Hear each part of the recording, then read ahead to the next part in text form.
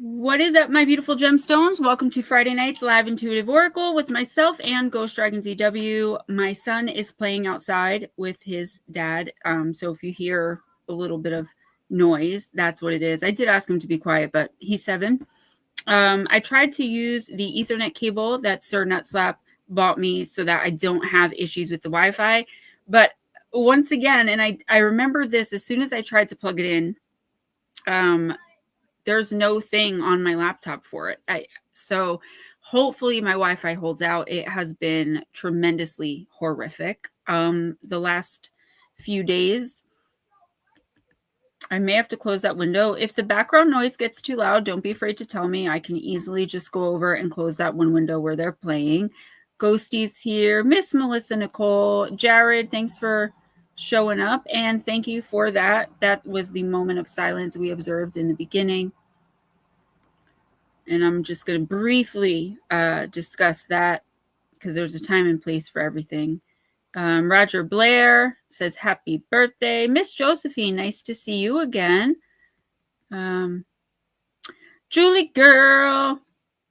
Yeah, you can't help who you gift. That's the issue. It's so frustrating because people who have no interest in this live stream are getting gifted memberships. I mean, I love it. I love that you guys are so generous. That's one of the things the people in these chats do the most is gift the memberships, which is amazing. But YouTube really needs to come up with a system where you can choose who you're gifting to.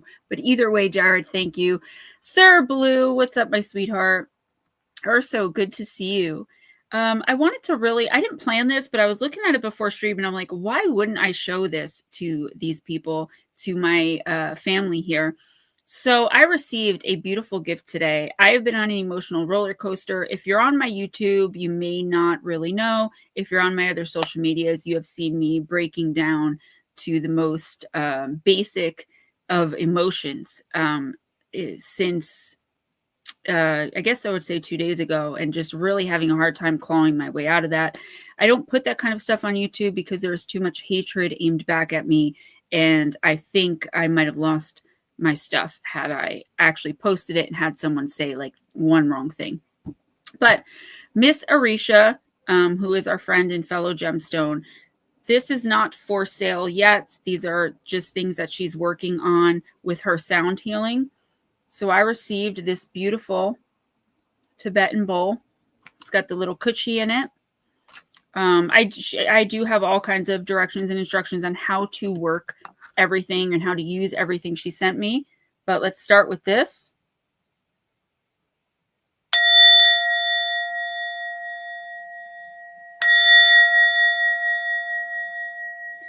I love this because I could literally feel it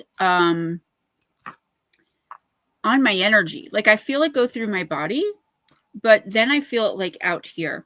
Let me bring in Ghosty. Everyone say happy birthday to him. His birthday is Monday, but obviously we're not going to be here Monday. I wasn't even going to stream tonight because of the pain and turmoil I've been in, but we got to show up for each other. And I think this is the time for me, at least, when I need to lean on you guys the most. So let me bring him in before I show you the rest of what Miss Arisha sent to me. These amazing tools. I met her face to face a couple of months ago, or in August, on August 3rd. And we just had the most incredibly connected conversation. And she came up with this for me. So I would like to share it with you all. Hello, Bounty Hunting Bear. Hello, everybody. How's everybody doing? There he is, the birthday boy. Yeah, I had to take my glasses off. They were annoying. But I'm good. Thank you, everybody, for those who wished me birthday. Yes, it's Monday. I got this beautiful box that it came in that I can keep everything in. And I'm just going to quickly go through the rest of the stuff. She got me a new burn bowl. That's just a little packaging. A new burn bowl. I got a selenite and fresh rosemary bundle. Fresh rosemary that she grew. She grows her own herbs. There's lots of stuff in here. Red rose incense. There's a citrine and obsidian crystal kit.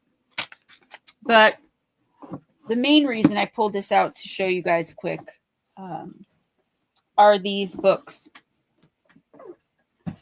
This woman must have worked on these for months. This is Route to My Wings, My Awakening Expansion Journal, a guided space for writing and reflection. Look how thick this is. It is just pages with the lotus on the bottom, and it says Route to Wings. But this is where the prompts come in. This is a 60-day journal. These are the prompts for this journal. It's hard because I have such small space. Day 44. It has a quote, an affirmation, a mini awareness, and a journal prompt.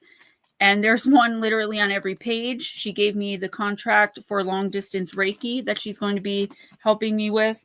She also gave me an emotional cord contract, like an out. You know, there's just so much. I wish I had prepared to actually show you guys this stuff. I would have had it ready. But I just want to give a shout out to Arisha and just wish her so much luck and fortune in her sound healing business. So yeah, I haven't really been myself the past few days. I thought coming in here and hanging out with you guys would be the best thing to do. So with that being said, if Ghosty doesn't have anything else, let's get started. You can't stick around of a bag later, Miss Jules. Do you mean you'll be back later? Or you have something to do later? 1 second. I'm just making sure I give everybody hellos. There we go. Okay. You ready whenever you are, sweet? Jared, I used to keep a journal. I mean, I journal. What's up, MT? Hey, Jarvis. Jeff Meldrum. Wow. I don't know who that is, but I'm sorry for the loss of that. All right, baby. Make sure you come back. Don't leave without a reading. You know, not to be cryptic, but you especially, you know, we talk about in your personals, and especially I'm only doing this every other week now. So, all right, why don't we just jump in, get started? We can talk about other things as we go along, like we normally do. We have a newcomer in the room. By the way, welcome again. So good to see fresh faces and names. And I really do appreciate everybody who stopped in. Let's get started. Okay, your first one. Well, since there's not so many people, I'm just going to go right in the way they came in. That's fine. Melissa's first, if she's still here. Melissa, you working? Are you here? We can timestamp her if she's not. Okay. I'm going to 9:30 at the latest tonight, everybody, but we should be done by then. We normally end right around that time anyway. Miss Melissa, I'm using the Lantern Oracle.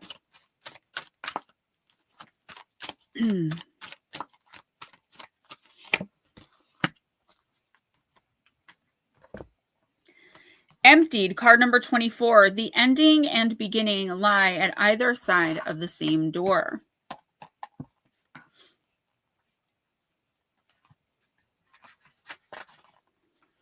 All right, Miss Melissa, emptiness can feel like the end of a no-through road. We do not see the feeling of despair for the chrysalis that it is upon emerging from a dark night of the soul is a gateway inviting us into a new way of being in this world. It's not uncommon for life to confront us with situations that seem to extinguish our light for some time. Wow, you know, how fitting. However, it's rare for individuals to disclose the degree of despair experienced during this period.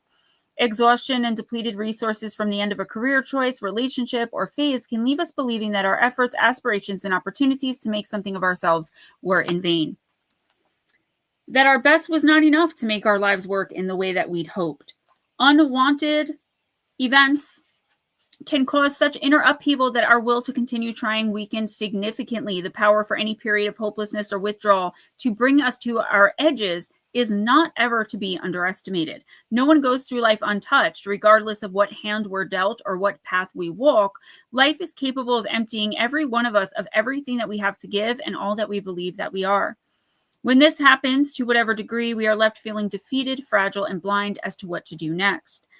On the door to every ending is a handle that opens into a new beginning. Trust that all that came before and reached its conclusion had a necessary place and value, regardless, and this is important, of whether or not we recognize what that value is. The mother assures you that you are everything you need to grow forward. Trust that the universe is always meeting you halfway with the lessons required to advance you at your highest level. Your darkest moments are also your brightest blessings if you allow them to be the radiant beginnings that they are here to open up to you. Open up in you. It's time to thoroughly let go of something, Melissa, that you are still clinging to at your own detriment. And I think we all know what this is on a larger level if you've been here every week or often enough that you've heard me give Melissa readings. And the only reason I speak publicly about her situation is because I have her explicit permission to do so. You know, if you get private personal readings from me or we have a video conference, I never disclose any of that information unless you tell me to or you want me to get feedback from the chat. So Guardian's message: surrender to your spirit self. Allow yourself to be emptied of all that is false and untrue. Let the light that you are fill, refuel, expand beyond, and radiate the emptiness so that it may be seen for the gateway that it is. So, Melissa, this isn't just talking about the obvious, though, right? Because the obvious would be, okay, you've been in this abusive, insane, violent, and I don't want to say, I'm looking for the word, a situation that has the potential to actually be deadly for a really long time. Okay. Nomio, what's up, babes? And while this card is talking about that situation, I think very obviously, I don't think I need to explain that part of this to you. This card is also talking about placing blame where it belongs, right?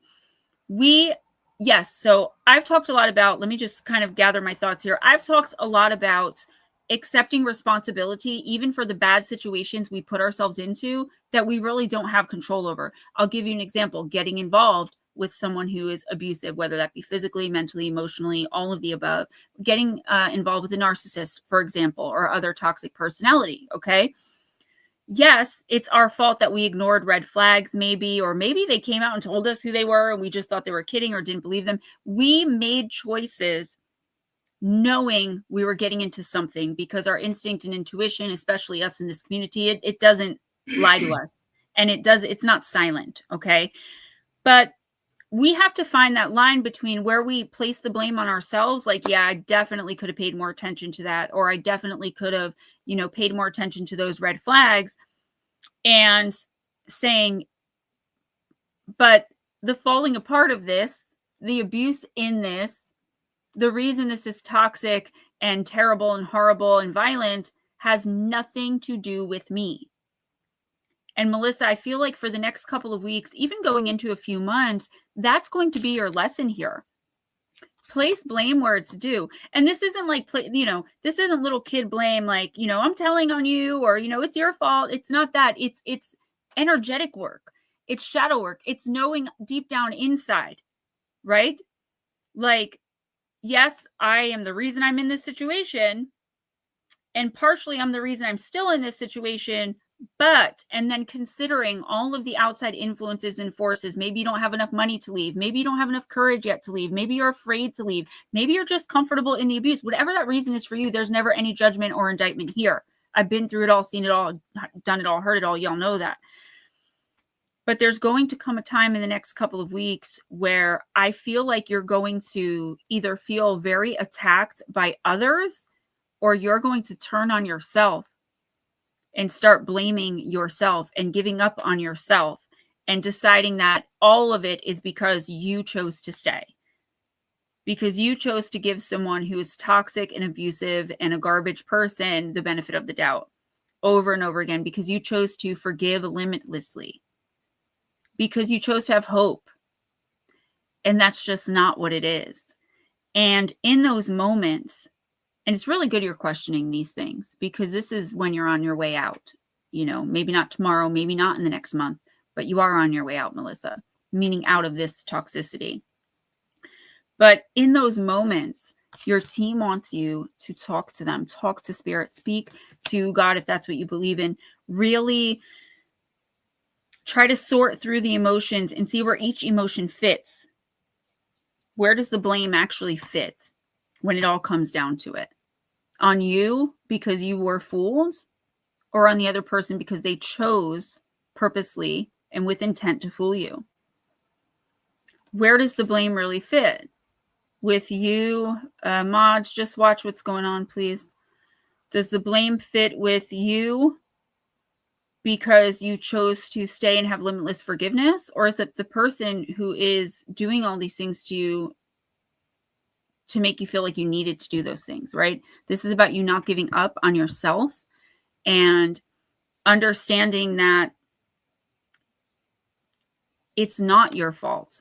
There are a lot of things in your life that are your fault and that you do have control over, and that maybe you're making the wrong decisions. And I do think that's a big part of this, is that maybe because you're in this one thing where you keep making the same wrong decision over and over again, that it's going to be like, now you're going to feel like everything you do is wrong.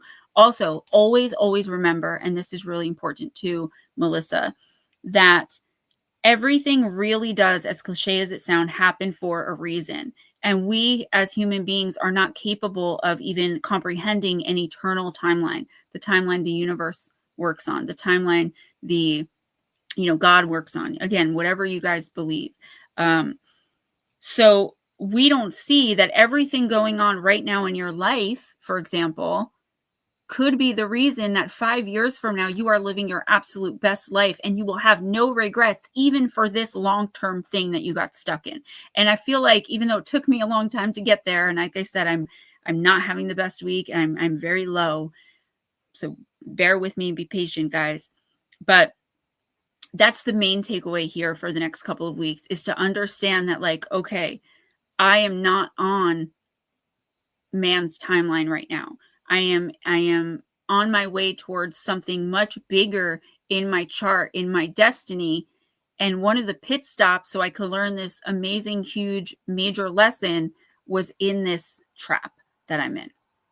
Don't start looking around blaming yourself for things that aren't yours to take the blame on. And definitely be mindful of your energetic and emotional vibration daily. If you're walking around happy-go-lucky and then all of a sudden, bam, you smile at a stranger and hold the door for them, and then all of a sudden you're sad, don't give in to that emotion, because it more than likely came from the person you just held the door from. You just picked it up. That's stopping and saying, whoa, what just happened there? And pinpointing, okay, that is not mine, and releasing it. I see you needing to get better in the next few weeks with releasing what doesn't serve you energetically, emotionally. All right. I know that was a long one, but Melissa really needed to hear that. Who's next? Okay. Jules was next, but you want me to put her on hold, right? Yeah, for when she comes back so she can hear it. Then Jared, did you want a reading? If you're still there, I know you've been talking.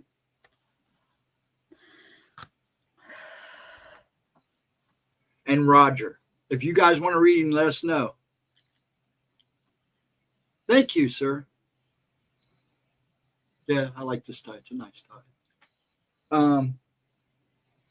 While we wait for them, go ahead and do Blue. Because he's after them. Blue, I'm going to use the Halloween Oracle. It's very fitting. Most of the October readings, as far as my clients that I read for monthly, we did use the Halloween Oracle. I usually do that for the October readings, which are going out now. You, sir, you. Jared and Roger, if you guys want a reading, just let me know. You guys were called, but I know a lot of people are in and out, which is fine. I appreciate y'all coming in, hitting that like button, and being here for me in my hours of need. You give the shark a ticket. I can see him with a little neener on his head. Yeah, just weaving through the water. You're busted. It's actually very impressive. He actually rescues a lot of the animals, which is really cool. It is cool. Blue, you got Barnbrock, because of course you did. Every time I pick up this deck, one of 3 cards comes out first, no matter what. So not quite cake and not quite a bread. Barnbrock is a sweet loaf larger than a typical bread loaf, baked with flour, sugar, salt, and dried fruits such as raisins. The making of Barnbrock is an Irish tradition that still stands around Samhain. The person baking the loaf would be sure to set the intention for love, truth, and synergy whilst preparing. Inside the dough, a number of special objects are hidden and baked into the loaf. I never understood how this isn't a choking hazard. Like, I never understood the concept of barmbrack, but the objects are used as a kind of random oracle. Each one has a particular meaning, which represents the fate of the person who found it in their slice. The traditional objects include a coin, a pea, a stick, a ring, and a small piece of cloth like muslin. Some other additions made in more modern times were religious medals. Should your slice of the brock contain a coin, this would indicate prosperity and good luck. The pea, unfortunately, meant that no marriage would occur for you that year, yet finding the ring meant marriage was certain. The stick, to be avoided at all costs, indicated disputes and unhappiness, and finding the cloth meant bad luck and little money ahead. So here's, oh, I didn't finish. When you pull the barmbrack card, it indicates a curiosity to know what's ahead, but it's important to balance that with the now, because after all, we do have the tools to change our future should we choose to. Hey, Johnny! The sweet synergy of barmbrack, all the ingredients, including the objects, are more complete and powerful together than they are individually, should encourage you to seek your own quote-unquote sweet spot. So this is interesting because I'm not sure I ever even got this message off this card before. I mean, I guess I could have. And each week when I pull, the same cards that come up, the cards that tend to come up over and over, it is always a different reading depending on the energy of the moment, the person I'm reading for, and so many different things. Blue, this came through loud and clear, though. I mean, very, very vibrant energy, very loud, actually. It was just like, what I keep hearing is something only has as much value as you give it. As something only has as much value, as much power as you give it, right? And I don't really know why that's important for you, but the next 2 weeks or so, that is going to really hit home and mean something if it doesn't already. It's like placing all of this energy on like this one moment, maybe. So for example, say you've been, a Gemma example, training for a job, and you've been training for months and months, and 3 weeks from now, you're finally going to get the job. The training's over, you will have passed, and you are going to get the job. And it's like, this is the ultimate for you. It's like the main thing you've been working for. You want it more than almost anything in your life. But then you get the job, and it's like, you feel good and everything, but then what? Because you're placing so much value on that one moment, and this may not be the best example, once you finally get it, it's like, what else is there? Make sure you're giving other things in your life, other people in your life, value as well. I feel like there's something here that could be in the next couple of weeks coming in to distract you a little bit. And I do feel like I keep seeing like, gossip. It's gossip. You hearing things, picking things up through the grapevine. And it's like you're for some reason allowing these words, these things being said, to almost take control over whatever this dream is of yours. You have to stand strong and remain constant and consistent with and towards your goals, which you do, right? That's you. If I could describe you, those would be some of the sentences I would use, reliable, consistent, determined, goal-oriented, of course, right? But there's something here that it's like, it's just throwing you off.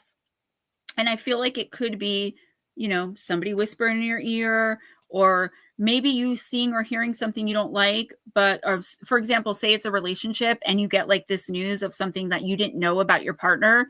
So suddenly like you're really angry. You're, why didn't my partner tell me this? And it turns out to either not be true, or it turns out your partner, like, it just never came up.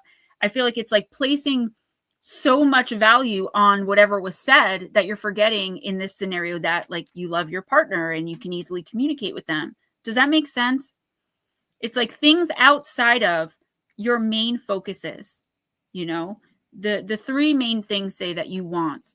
There are outside influences right now, and in the next few weeks at least, working to try and take your focus, shift your focus so that you are distracted.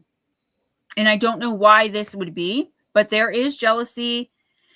I don't want to say around you, because I don't think it's physically in your presence. I don't think there's a physical person that you're trusting and talking to and sharing with that's jealous. But I do feel like there's someone like you're communicating with, that they have your back. They are all for whatever this is that you're doing. But really, they are very, very jealous. and they are not happy about, you possibly succeeding in whatever this is. And they're definitely, as you guys love when I say, they are a snake in your grass.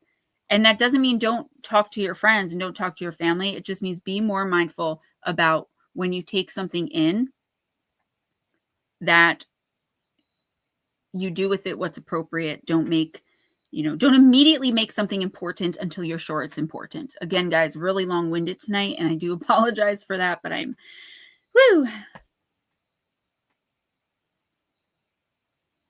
Next is Josephine. I know Josephine wants a reading. Yeah, where's she at? Is she still here? She's here. She's got to be here, but she's always on a delay. Melissa, you were number one. Yeah, you're number one. You're the first person. I didn't wait for you to come back because I figured you would be in and out because you're probably working. So we figured.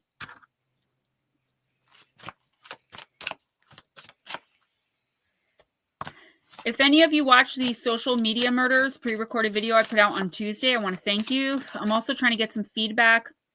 Now, I know I was very awkward and stiff, but that was the first time I'd ever told the story or a case in that conversational way. So I would like your feedback as to whether or not you like that or the way I normally do my videos better, because I'm changing a lot of things about the Gemma Jade channel, about my brand in general. And that could be one of them going forward.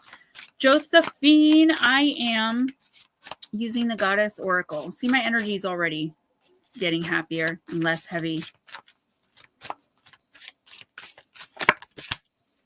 You got Tara or Tara. Josephine, the card of centering. Exactly, Blue.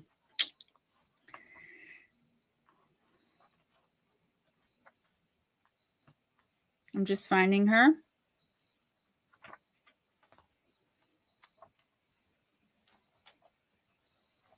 Where is she? Where's T? QRS. There she is.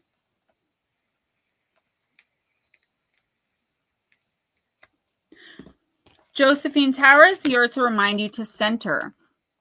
It's time to nourish wholeness by going within and strengthening your center by focusing your awareness. Let the turmoil of life go on without you. It's hard to hear your own voice in the midst of the frenzy of life. Go into the quiet, go into the calm. When you return, you will be stronger and more capable of dancing with what life has to offer. I feel like for as many things that are going good for you right now, Josephine, just like with everybody else, there are just as many going bad. And we always have an overall theme that kind of touches everyone's reading each week. It's just how the collective works. We are all connected. But Josephine, the Tara card coming up for you is very interesting because I feel like you just haven't found the answer yet. And that is very frustrating for you. Maybe you can't find a job, or maybe you can't find a place to live, or maybe your relationship is suffering. However this resonates, okay? I want you to understand that, just like I told Melissa, this is meant to happen in this way for a reason. This is bringing in something incredible and amazing and unlike anything you ever could have imagined. Now, while you might have an idea of where your ultimate goal, say with a job, in a relationship, etc., is, you actually have no idea how this is going to come into your life. And it's going to be through the pain and suffering you're experiencing now. The universe is urging you to maybe disconnect a little bit off social media if you use it often, to maybe take an hour each day or even just twice a week without your phone, to go outside, get grounded, barefoot on the earth, on the ground. Literally, I know you guys always laugh when I say this too, but touch grass. No, not BSing, not being funny. Touch grass. Let the trees speak to you. Hear the wind and what it has to say. Really connecting to the higher part of yourself that's so above all of this human madness that's going on in your life right now. In the next couple of weeks, Josephine, stay focused on the end game. Not all the little things that, quote unquote, aren't going right, or that you're failing at, because these are not failures, and things actually are going right, just according to the universe and divine timing, not us humans in our Gregorian calendar. Things are going exactly as you planned them when you wrote your chart in the fifth dimension, okay? This is seeming like a major setback and maybe even something heartbreaking for you. But I want you to think back to this reading, listen to it again, speak to your guides, to your team. If you believe in God, speak to God, like whoever you believe is watching over you and helping you through this. Usually guardian angels, like again, our spirit guides, our deceased loved ones, ancestors, they make up the team I always talk to you guys about. And ask for direction and kind of ask for a reconciliation to how to get through this, not get it over and done with. I feel like you really do have to go through all of these things in the next 2 to 4 weeks that are just going to be like one thing after another, after another, after another. But then that light at the end of the tunnel is going to be so unexpected. And it's going to be so much more than you were expecting. But if you take yourself out of the game, like quit training for the job or walk away from the relationship, you're not going to, it's like you're going to be off path again. Keep fighting for what it is that you are trying to achieve in any area. Unless you're being abused in some way, neglected in some way, treated very poorly in some way, I would even say, like, don't make any major changes in relationships, romantic or otherwise, in the next few weeks. Treat it like a retrograde. No signing major contracts, no major purchases. Be careful with technology and how it affects you. All right. And don't make any really major decisions, I would say, until at the very least the next full moon. This is all according to plan. Don't freak out. Do not fear. Something big is about to happen. And I do feel, unfortunately, I don't like to give bad news, but I also won't sugarcoat. This is going to be a bit devastating. But it will be worth it as long as you don't quit and give up. Who's next? Uso is next. So I'm going to use the Fairy Tale Oracle.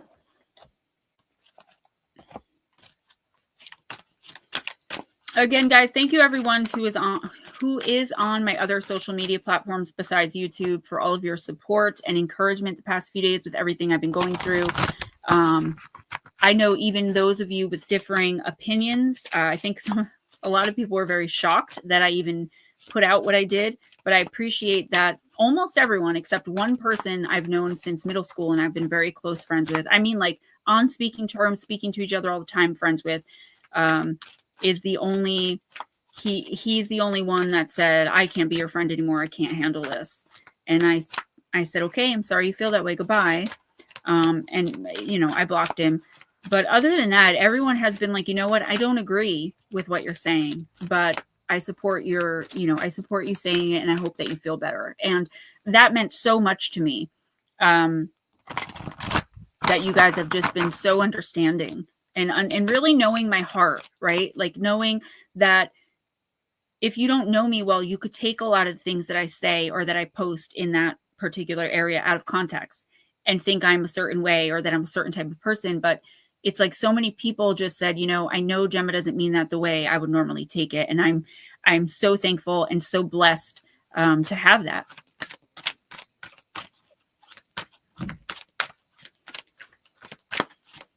My biggest fear was offending people and having them abandon me and no longer support me. And it just didn't happen.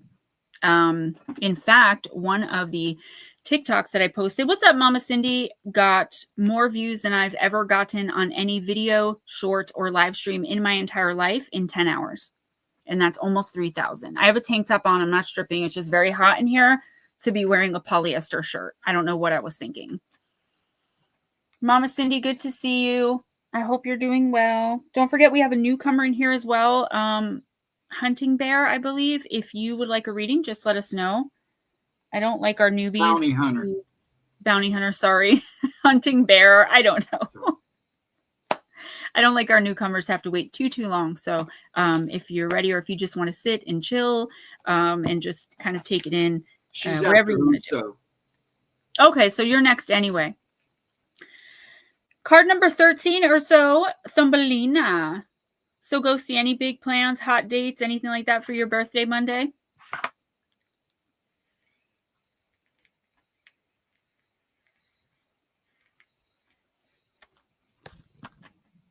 You're on mute. Yeah, White Castles. Hey, Mark. Ooh, that sounds good. I already had a king case, so.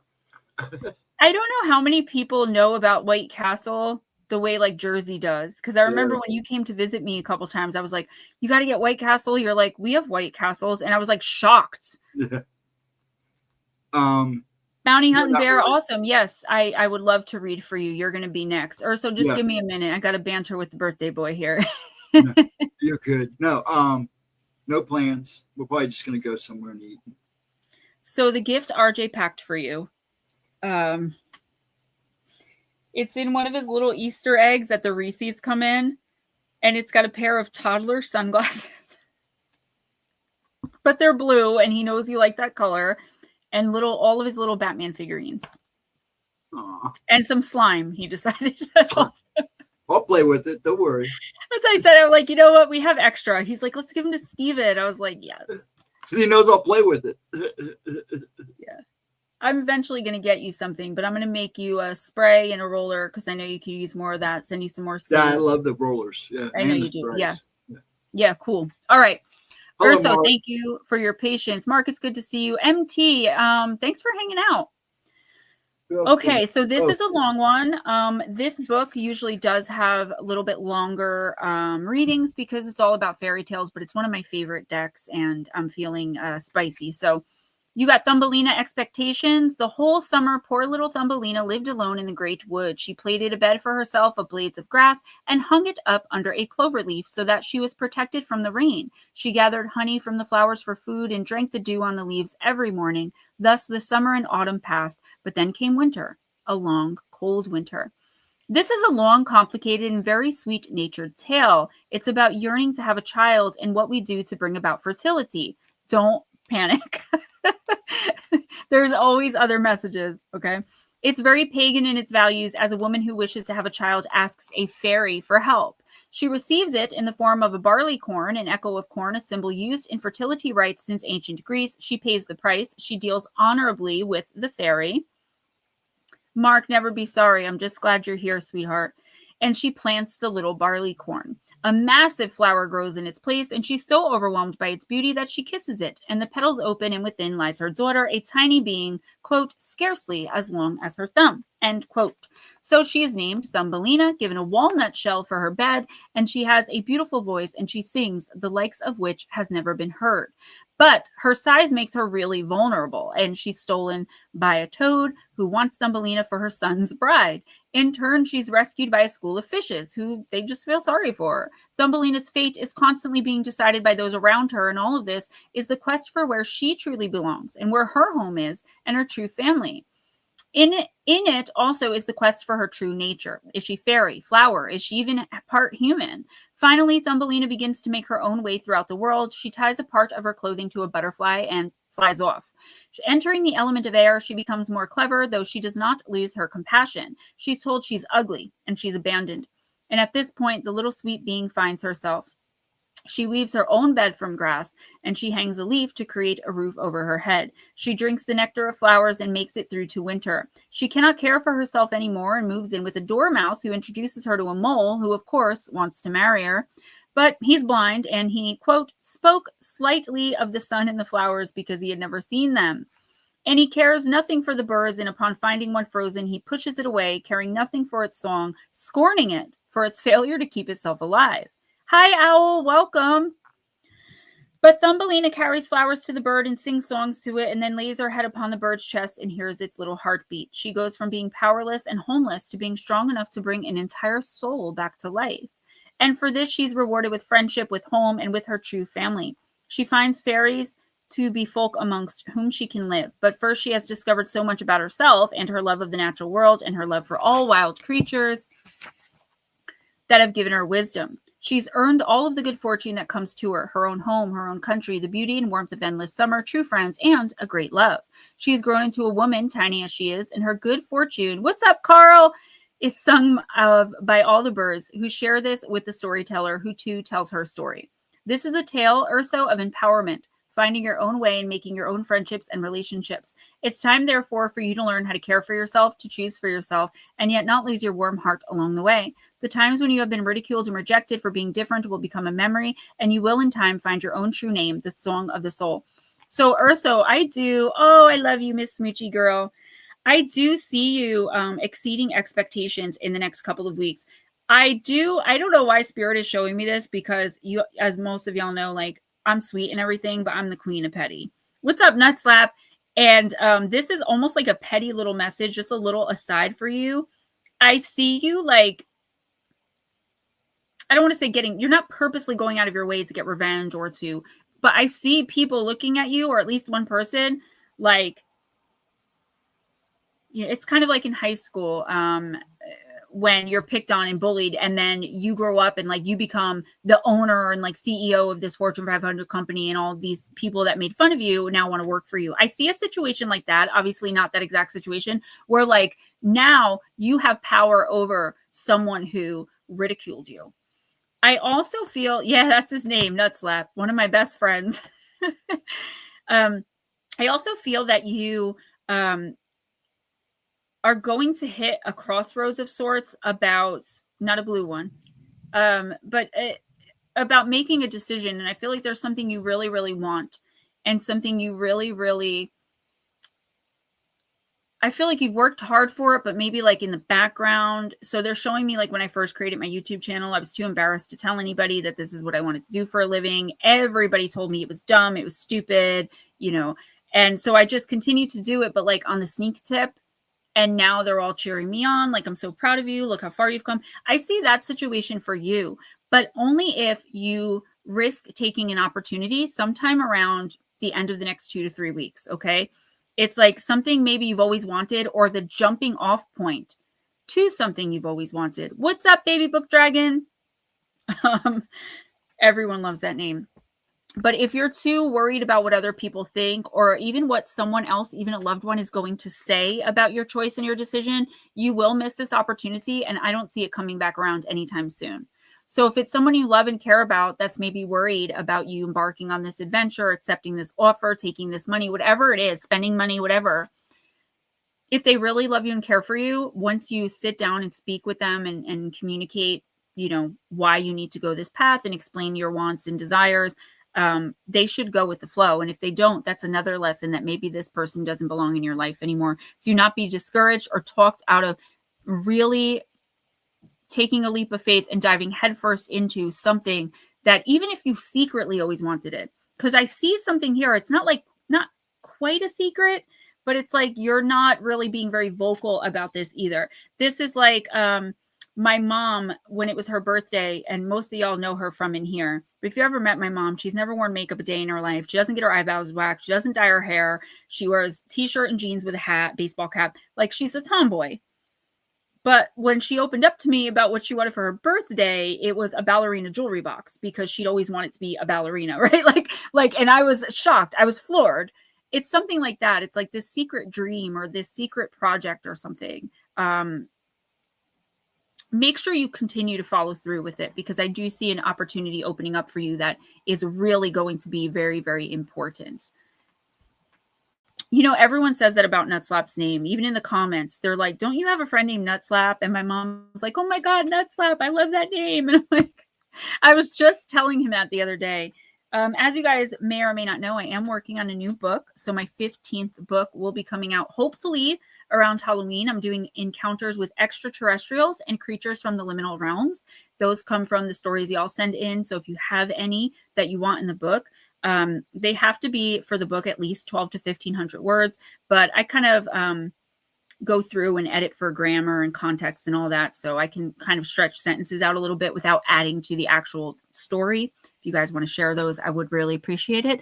Otherwise, I'll let you know when it's out. You can find my other 14 book collection on Amazon, Kindle paperback, and Audible. Thank you, Miss Carrie. It's my most viewed thing on this channel, and I'm embarrassed about it, because at that time I really didn't want to talk about myself and like my abilities. That was my story, that I was testing the waters to see if I would be embraced for who I really was, or if I needed to continue to play dumb. And you guys embraced the crap out of me.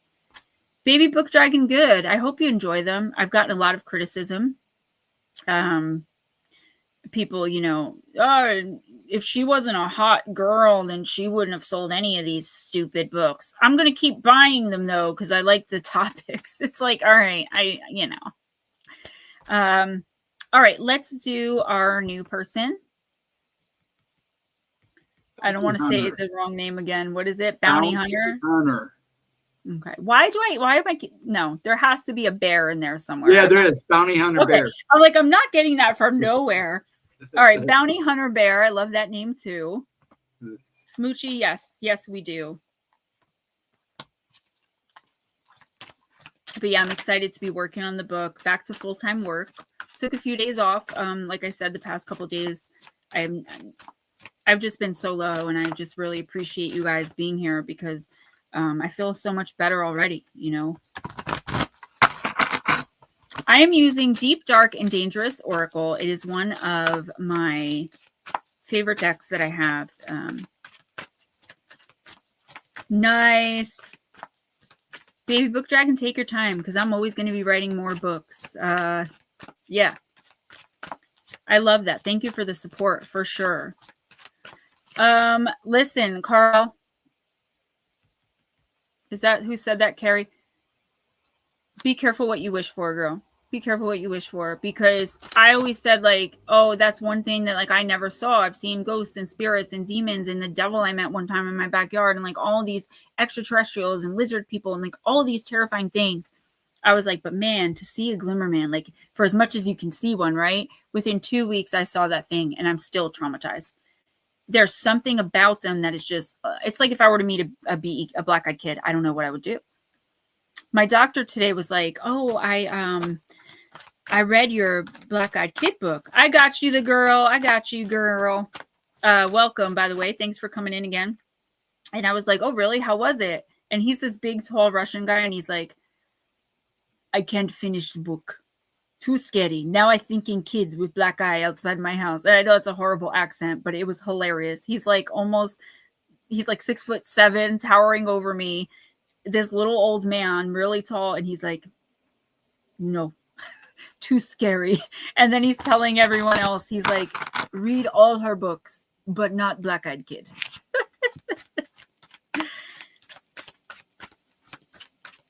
Okay, that's still the best-selling book that I have. And I still think Shadow Entities doesn't sell as well because they made me change the title.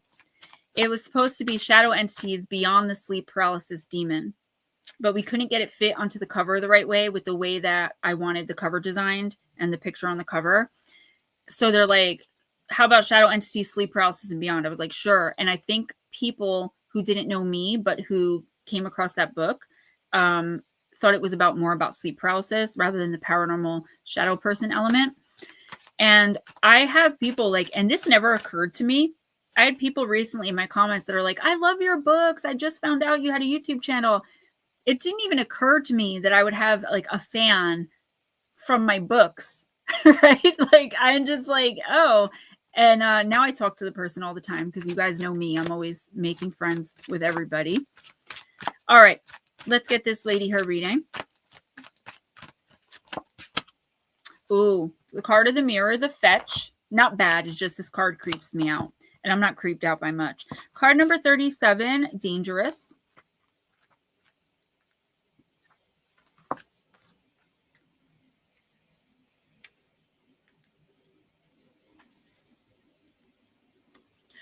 You guys know I need my nicotine. MT Paranormal, if you're still here, let us know if you want a reading because I'm pretty sure you're next. There are different parts of yourself that can do different tasks. Look for the real self within your shadow. What you see in the mirror may not always be true. Society can sometimes dictate what your appearance should be to fit societal norms. Discard this ideal if it doesn't fit or benefit you. When I was a child, my grandmother, who still carried with her the stories of Ireland, told me about a fetch that had appeared to someone her family knew. A fetch in the Irish tradition, is the unlikely appearance of someone's exact double. We often now refer to someone who looks like someone else as a doppelganger, which is, of course, the German term for double goer. Apparently, a girl was out walking early one morning in her own town and was astounded to meet another girl who looked exactly like her. This other girl had an excuse for being there and said she was from another city and just as amazed to see her double as the girl from the town. The first girl invited the second to have dinner with her family that night. She wanted to show this mystery girl, look how creepy, to her family, knowing they would also be amazed. She shared her address and gave her a time, and they agreed that she would meet. When the girl returned home to get ready for work, she told her mother about what she'd seen. Her mother, knowing the lore of the fetch, was of course very, very afraid. She begged the young woman not to go to work because she feared for her and explained that this person she had met, who was a mirror image of her, may well be the warning of her own death. The young woman laughed about this and told her mother to expect this other young woman at dinner time. Neither one of them made it to dinner. Bat Mom! The young woman inexplicably collapsed on her way home and passed away. Her mirror image never showed up at the home. According to my gran and most of the Irish stories, fetches are not in themselves harmful, but a premonition of what is about to come. They are spectral versions of the self, a kind of alter ego, if you like, or an extension of the soul. Irish mythos states that seeing a fetch in the morning means death, but seeing one at the end of the day means a long life ahead. In Irish mythos and also in the Norse, an alter ego who looks like the person but is not, or an animal that one shapeshifts into, is a way to connect with the gods and listen to what they have to say. The idea of a double or another part of the self that has different jobs or tasks is not unusual in these traditions. We are not what the mirror sees. We're so much more than that. Your plant companion is the mirror plant. I'm not an herbalist. Oh, thank you, Miss Batmom. Thank you. Your crystal companion, though, I am very familiar with. It's pyrite. So I don't know if you work with crystals, if you have crystals around. Pyrite is, I don't have any like right next to me. It's very silver, very sparkly. Almost looks like kind of a piece of pure metal. And you can pick that up at like in East Meets West on Amazon even. They're like $3 for a tumblestone. If you do have any or want to work with that energy, what you would do is either keep it in your pockets, in the glove compartment or middle console of your car, between your bed and your box spring, and look up the metaphysical properties of pyrite. And that'll give you a clue as to, bye, Carol, love you, as to why the universe is telling you to work with that particular stone for the next couple of weeks. Now, to get down to your reading, I feel as though there are several things that could be going on here, and they might all be going on here. You have to take what resonates and leave the rest of it, all right? First of all, I do feel like someone from your past, you're reconnecting. So whether it's a friendship, someone from your family, an ex-lover, it doesn't matter. Like there's someone from your past here that you either recently connected with or you're about to connect with, that I would be very, very cautious of this person and of this connection. This person doesn't seem to have the ability to understand that you've grown and changed since the last time they had any kind of relationship with you. Again, this doesn't have to be romantic. So it's like, for example, say it's your big sister and for some reason she lived in a different country for 10 years and you only spoke to her over the phone for 10 years and she shows back up and you're so happy and you guys reconnect, but you start to notice that even though you're, I don't know, 35 years old, she's still treating you like you're 25 because that's how old you were when she last saw you. It's like somebody here just cannot accept the fact that you have grown and that you are different and you are not willing to have the same type of relationship and interaction with them that you've always had. And I don't think they're going to be able to handle that. Lotus girl, my sister from another mister. Bounty Hunt and Bear also, I feel like you're being way too hard on yourself in some area of life. And again, this is part of the overall theme. Okay, Owl, that we've been having so far tonight. You're being way too hard on yourself in some area, in some situation. You are putting things on you that aren't on you. You're taking responsibility for someone else's actions, or you're really buying into or feeding into like a rumor about yourself or someone speculating about you or even someone being verbally abusive towards you. Like, for example, someone telling you that you're ugly or you're overweight. I just feel like somebody is not your fan. Like they are not a fan of you. And you're starting to, this almost feels like internet trolling. That doesn't have to be what it is, but that's the energy that they're showing me, because that's when I start to do this, when you start to like take on those qualities, right? So this is the universe giving you a heads up, like, hey, just because someone else says something about you, like, you have to stay true to who you are, and you have to know who you are.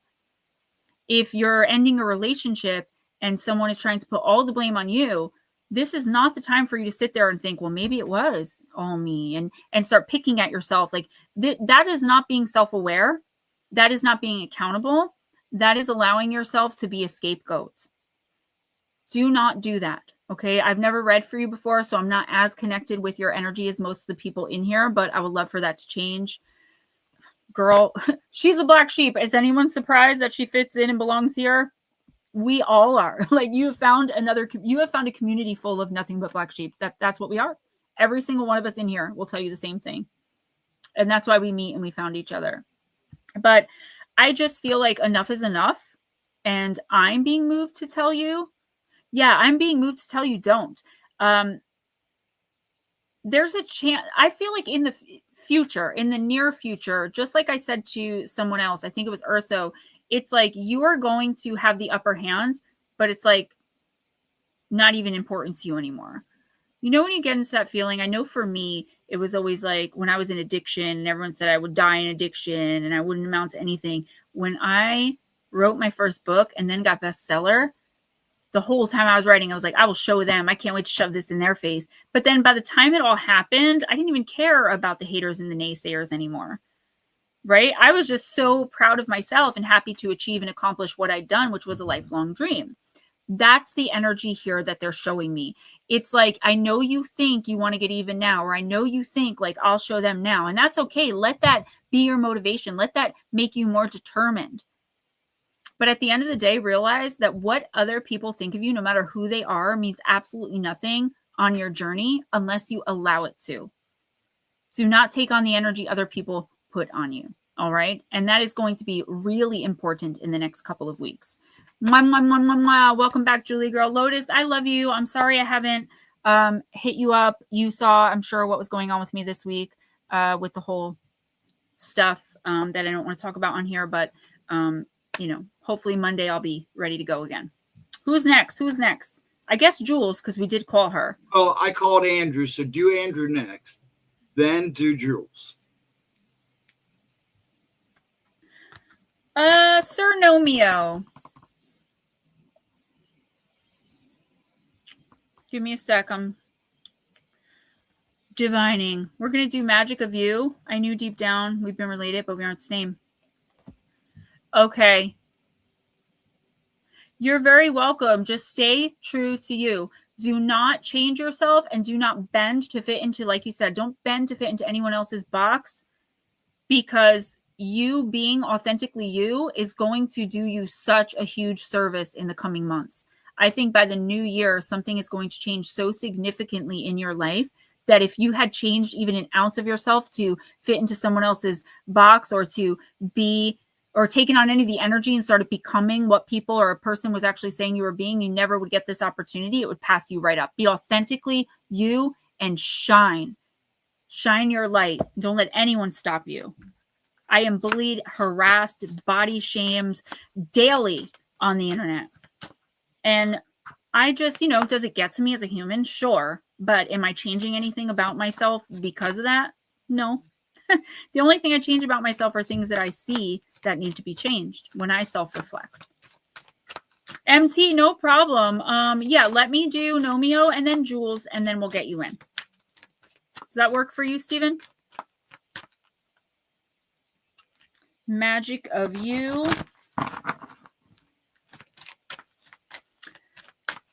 After those three, I'm going to just tell you guys about Debbie. It'll take 2 to 3 minutes if you can bear with me so I can just bring the sponsor in. I'm not going to skip to an ad or do any of that. I'm just going to go over my little 1 to 2 minute spiel. All right, Nomeo. Merak, card number 16. Embrace oneness with the universe. You're so welcome, MT. Thank you for coming in. Are you rushing through life trying to achieve and acquire? When Merak appears, it's time to take a deep breath and slow down. Consider there are simple, small, happy things around you to which you are blind whilst you fixate on that desire. of larger goals and larger expectations. They're making you feel increasingly cut off, frustrated, and or despondent. The girl of Merak has stepped up away from her desk, out of the kitchen, away from others' expectations, and she has chosen to walk, not drive. Do you see the theme going on tonight? It's like being authentically ourselves is like the running vein of these readings. She treads slowly in order to fully sense and notice the little things around her. Her heart lifts with a great sense of happiness. At her feet spring luscious berries and sweetly scented flowers. The world around her swells with pleasure as it senses itself being noticed and appreciated. Jules, no, I didn't, honey. On my phone?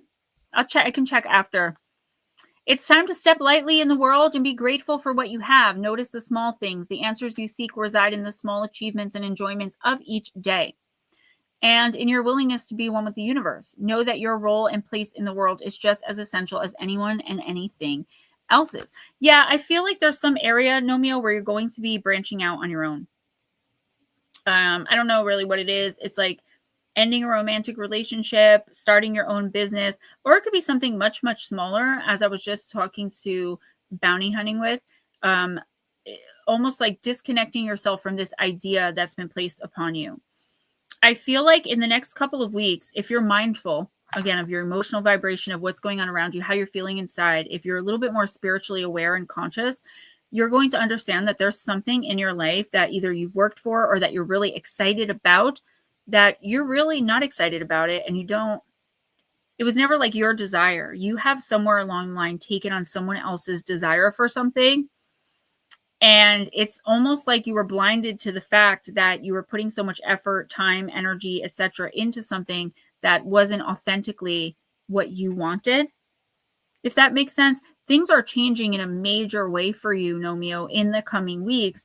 And I feel like unless you're really aware of exactly what you want, how to get it, and really persistent about going about getting whatever this thing or these things are, even if it's just life in general, you're going to have a lot more setbacks. Because if you're pursuing something simply because you were taught that you should pursue it, or because someone else is telling you that it would be good for you to pursue it, and not because you genuinely want it, it's going to mean absolutely nothing once you get it. I feel like you breaking away from someone else's idea of something. This is switching religions or leaving religion altogether. This is, again, starting a new business. This is moving out of, I don't know, your brother's house. Like, there's something here. There's a significant change coming. And I'm not saying it's going to happen in the next couple of weeks. It's like you're finally going to be aware enough that, like, oh crap, what am I doing? Right? I feel like there's something that you're either frustrated that you haven't achieved or accomplished yet, or you're frustrated that you feel so many setbacks in trying to obtain or achieve. And it's like, it's going to hit you like, do you really deep down inside care that much about it to continue to put yourself through all this? And I think you're going to find the answer is no. And I think you are going to feel so free and so light. You are making the decision to change something very, very significant in the next couple of weeks. Again, I don't think it'll be changing in the next couple of weeks, but that it's like, once this idea hits you, it's not going to go away. And you should definitely go with the flow. What do I always tell you guys? Mind over matter. Those who mind don't matter. Those who matter don't mind. If somebody really loves you and cares about you, even if they're upset or disappointed, they will still be supportive towards whatever it is that you're trying to do, as long as you're not hurting yourself, right? They will love you even if you don't take their advice or accept their help. These readings are very like heavy this week, which is, I mean, it's great. It's just, they're not usually this like, I guess I'm in my weakened emotional state. I'm a little bit more perceptive, maybe. More open. Okay, Who is next, my Julie girl? Wait. Jules wants to wait. Okay, that's fine. So do MT, and then I need to know Johnny Yuma, Cindy, and Mark. You guys are the next three. Make sure you let me know you're here, okay? Johnny Yuma, Mama Cindy, and Mark H. Let us know you're here. Blue, thank you for that. Blue says, reminds me, I got a coworker order W today. I love it. Gives me a nice boost with no zombies. Just makes me a little heightened and able to work without tiring out. And again, I don't like pushing this stuff on you guys. I just want to say I got another Dubby, not the Calio cream. This is my favorite one from the sample pack I bought. It's Galaxy Grenade. It is absolutely delicious. This big tub, I believe, is like $28. You get 10% off with my discount code. But there's also the 3-pack sample pack with the Dubby shaker. That's what I got. It's on its way. It's like $19 and change. You guys, again, 10% off the entire site, Dubby.com with code GEMSTONES. That's you guys. All lowercase, GEMSTONES. And I finally did get enough orders that I'm going to be cut a check or cut a PayPal. And I just appreciate it so much, guys. I appreciate you. I know energy drinks aren't for anyone. I'm trying out several different sponsors. So there'll be something for everyone. But thank you so much to everyone who ordered, who supported me, supported the sponsor, and who's supporting me in that way. Yeah, thank you. Thank you so much. You won't regret it. And you be careful with energy drinks. This is made from coffee fruit extract, which isn't the same thing as all the junk that's in Red Bulls. Notice I'm not drinking a Red Bull right now. When was the last time that happened? That's because I drink a Dubby in the morning. And it really, I don't have jitters. I don't have a crash. I'm just focused. And then I'm not anymore. Do you know what I mean? I'm focused and then it wears off. There's no like, oh man, I need more. There's just one. All right. MT Paranormal. Yep. And then we'll do Cindy and Mark. And if Johnny comes back in and says he wants this, we'll fit him in. If not, we'll just keep going. MT, I'm using Wisdom of the House of Night.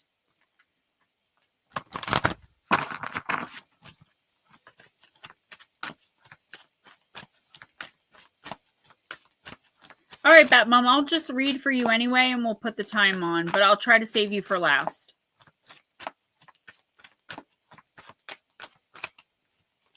Oh, don't want to take that. Conclusion. Card number 12.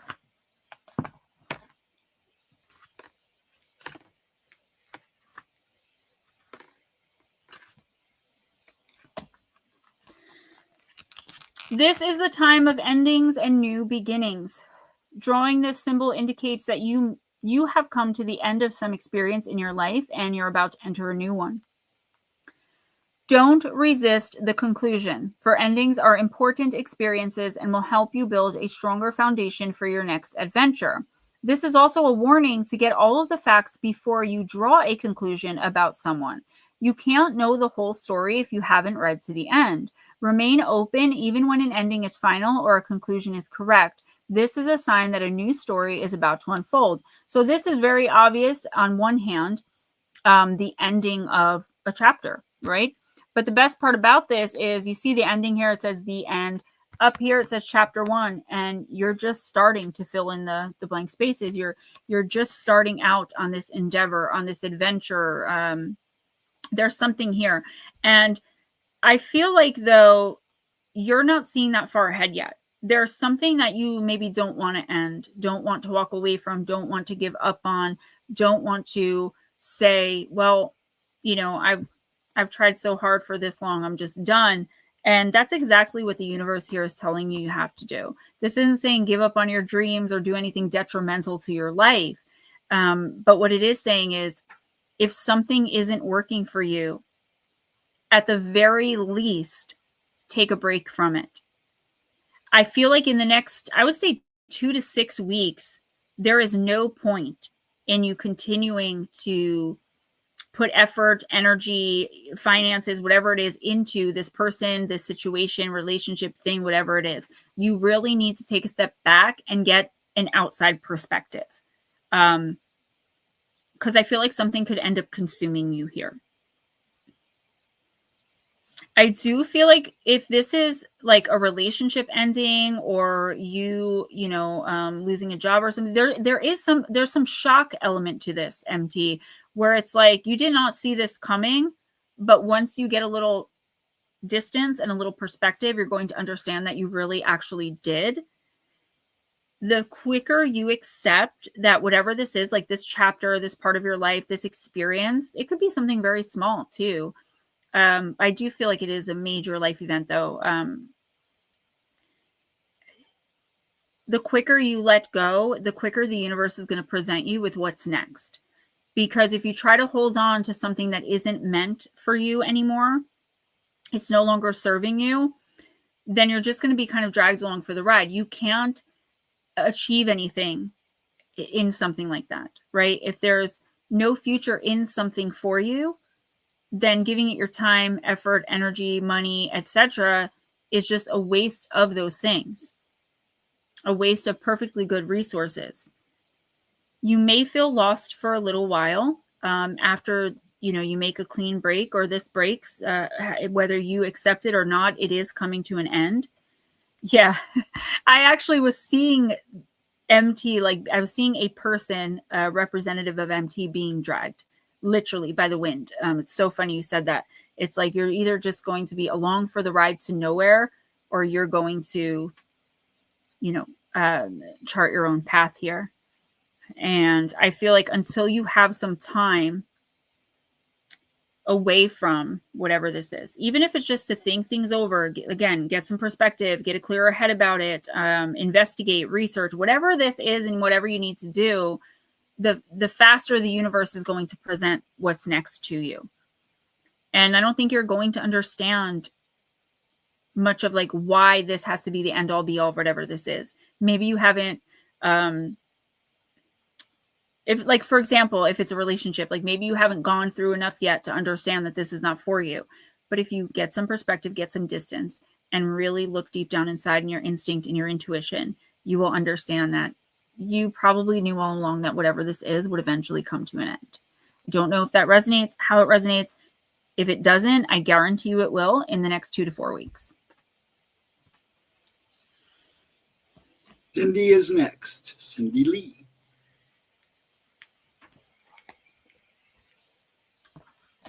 Mama Cindy, so good to see you, by the way. I am using Moonology Manifestation Oracle.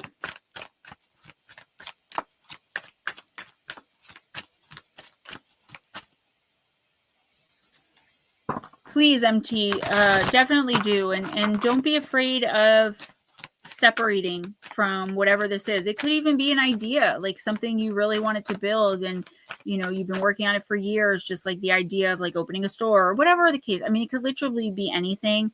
But the quicker you pull yourself away and understand that at least right now it's not for you, you're going to be just fine. You're going to be just fine anyway, just how quickly you're just fine. We empaths tend to be very resilient. New moon in Leo, shine.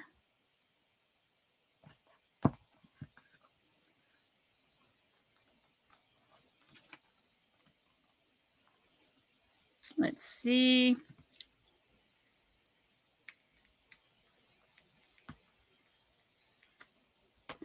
Don't forget, everyone, tonight is Ghosty's birthday celebration. I was planning on doing a little bit more like fun, and I just got caught up with this week. But I do want to acknowledge him because he is such an important part of our lives and of this stream and this channel. And yeah, I'm glad you're here with us for another year. Monday's his birthday, but we're not going to be here Monday. So, all right, Miss Cindy, a new day is dawning. You're moving from darker times to light and are well on your way to your desired outcome. Be proud of who you are. Your self-confidence has got you this far, so keep on believing in yourself. Sometimes we have to fake it until we make it, and that's okay too. You're on the right track and your future is bright. In relationships, carry yourself with respect and others will respect you. Whatever challenges you're facing, consider taking a more creative approach. This card is an especially good sign for matters related to creativity, children, or possibly romance, whether it be your own or someone else's. A situation requiring confidence. Manifesting mindset. Love yourself and step into center stage. Be generous with others, but also be just a little bit selfish if you have to be. Your manifestation affirmation. I am magnificent. I love me. Jared, no big deal. So Mama Cindy, again, like going with the theme here, this reminds me of a conversation I had with my oldest son. He's about to be 26, and he does struggle sometimes with confident issues. And I tell him, he's like, I don't know how you're so confident. Everyone in my family says that to me. How are you so confident? And I'm just like, I'm really not. My insecurities would eat me alive, honestly. But when I walk into a room or when I turn on a camera, I do it as if I own the place. I do it as if I know what I'm doing. Like, the greatest thing about confidence is that nobody but you knows if it's real or not. And I feel like that's the lesson, Mama Cindy. And I don't think this is about confidence as in like you strutting your stuff, which if you could do that, if you want to do that, go ahead, girl. There's nothing here that says you can't or shouldn't. This is more about confidence in a decision, confidence in the advice that you're giving, confidence, Jared, absolutely. Confidence that you are sure of yourself in something that you're saying or doing, or again, advice that you're giving. Because if it's coming from, even if you have no idea, if someone's asking you about something that you know nothing about, which I do believe is going to happen in the next couple of weeks, or you're concerned about someone doing something because you don't understand it, look deep down in your instinct and intuition and be confident that you're getting the right answers. Your instinct and your intuition will never let you down in the next 2 weeks specifically. When you speak assuredly. It's almost like your team is like taking over you. I see you really powerful in a moment in someone's life where you might think afterwards, I really hope that, I gave that good advice. If it comes from not the heart, not the mind, not research, your instinct and your intuition, trust me, follow it. Even if it goes against every grain and fiber of your being, if it's coming from your instinct and intuition, give that advice, take that opportunity, go with the flow, forgive or don't. There's a really big thing happening here. I feel it outside of you though. I don't feel like this is directly you. I do feel like it's someone like coming to you for advice, or you seeing someone go through something. Like, just for an example, I'm not saying this is happening, just an example. I don't want anyone to panic. Say, you have a daughter and she's going through physical abuse in her marriage, and you're watching this happen, but you've never been, for just in the example, never physically abused. You've had a happy marriage for 40 years. So what advice do you possibly give her? You don't need to go research. You don't need to go look on the internet. You just need to go to her and from your instinct and your soul, speak to her what it is you feel you need to say. And that will be enough, and it will help the situation. Does that make sense? That's what I'm seeing. It's like you being reluctant to help someone else because you feel like you have nothing to contribute. And the fact of the matter is, you are the one who can make the biggest difference because you don't think you know everything about it. You're more willing to be open and to listen and to try to understand. I also feel like someone very close to you is going to need your shoulder to cry on in the next couple of weeks. And I feel like it's important you do that without giving advice in that scenario, and only giving your opinion if you're asked. I feel like someone is looking for someone to not judge, to not indict, to just listen.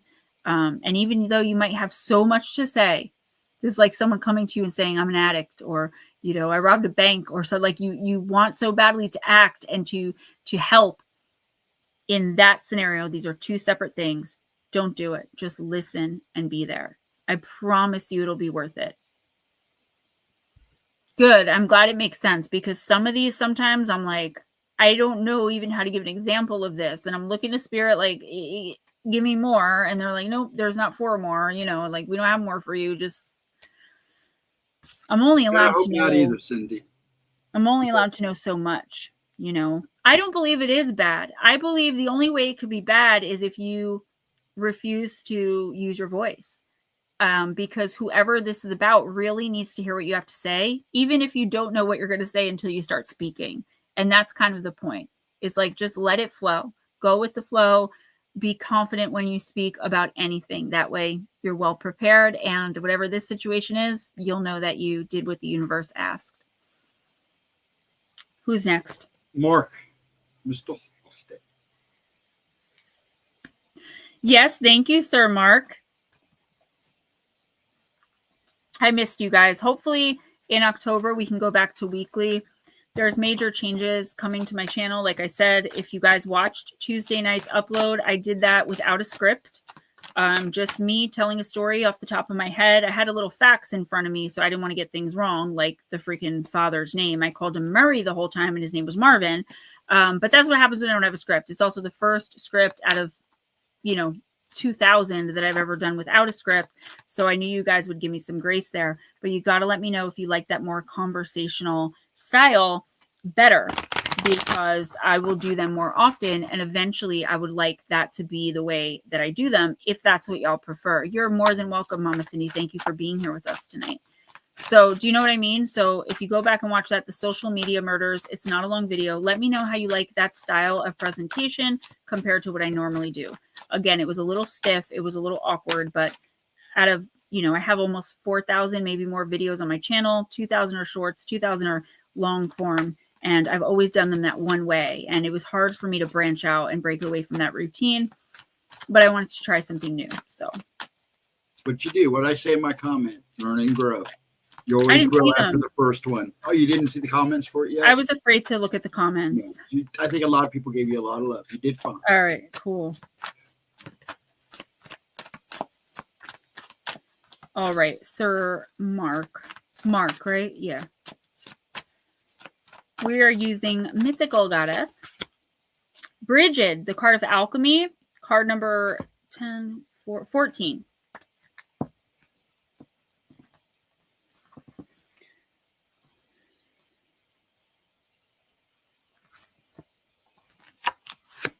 Brigid, the great mother goddess of Ireland, is the Celtic goddess of fire. This is a Sagittarius energy card.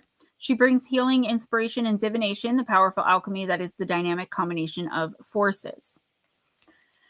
Poetry, music, art, and metalsmithing are her gifts to the world. She is the goddess of herbal healing, born with a flame ascending from her head, eternally connected to the universe. She's the divine creative spark, the perfect synergy and alchemy of ideas and forces that coalesce into art and beauty. Brigid is cloaked in her power, standing over a boiling cauldron of creativity, generating fertility and new life. She brings the Sagittarius fire of insight and regeneration in communication with the spirit world. Through her hands, the beauty of artistic creation comes to earth in blessing and wisdom.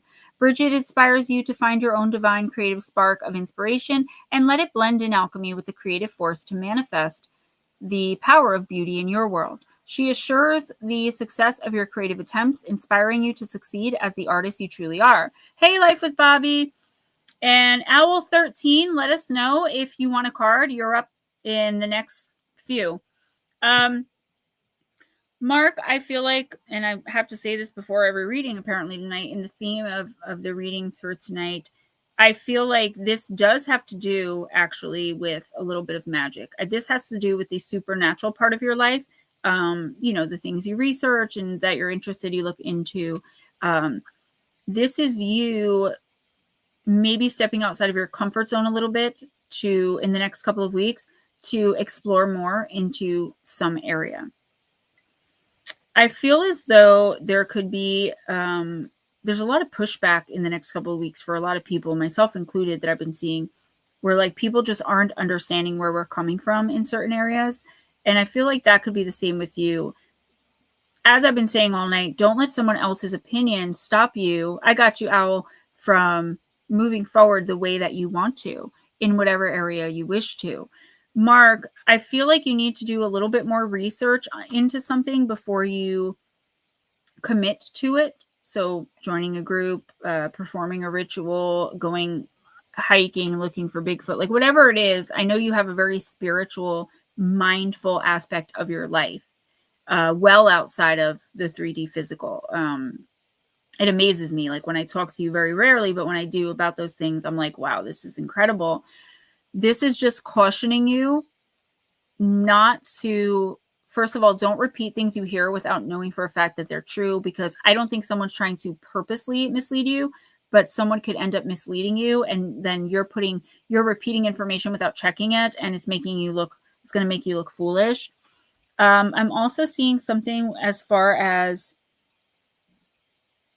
possibly trying something. There's something about medication and foods you're eating or something that you're drinking. It's like there's It's like if you change this one thing about your diet, this one medication may not be necessary. I don't like getting into those types of readings because obviously I'm not a medical doctor. I am no substitute for medical advice, but I am seeing something of like there's some discomfort that could be coming from your diet in relation to something else you're taking, even if it's something over the counter.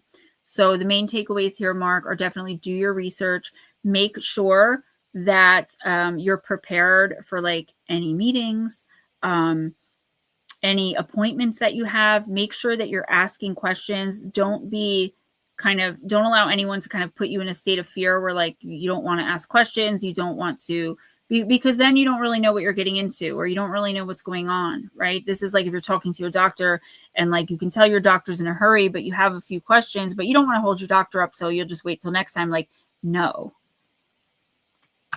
Understand that, you have the right to that. I don't know how this is going to resonate with you. Again, sometimes they just really don't make sense to me, but I would watch your diet very closely in the next 2 weeks to make sure you don't end up with something like food poisoning, or again, eating something that could interact the wrong way with a medication. Definitely don't drink alcohol to excess, particularly in the next couple of weeks.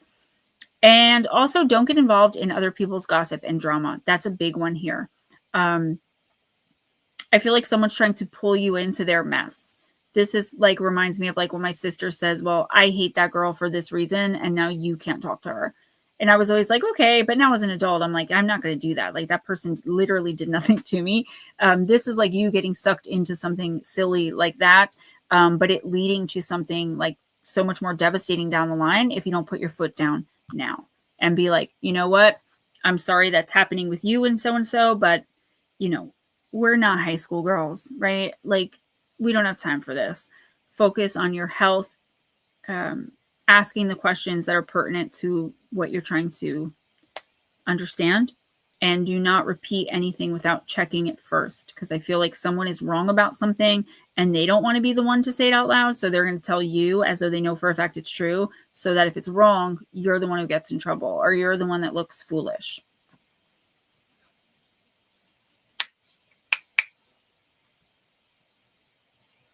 I didn't see what Smoochie said. Hold on. What's PNW? Oh, Pacific Northwest, right? Yes. Aw. October 14th. That's Charlie's birthday.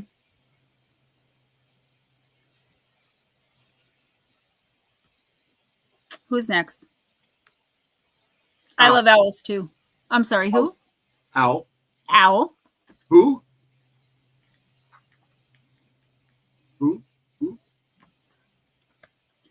That's right, Smoochie. And nut slap, you're after Owl, so stay put, young man. You're welcome, Mark. Sorry if that was a little confusing. They do come out like that sometimes. Just be mindful of who you're dealing with and your diet, your health, your diet. All right, Owl. I'm using the Divine Circus Oracle. Yes. And 5 days in the other direction from Damien's.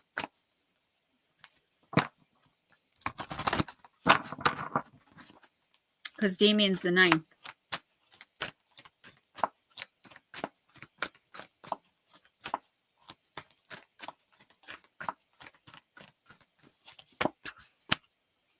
Divine Disguise. Card number 23, my favorite number. Smoochie. He's going to be 21.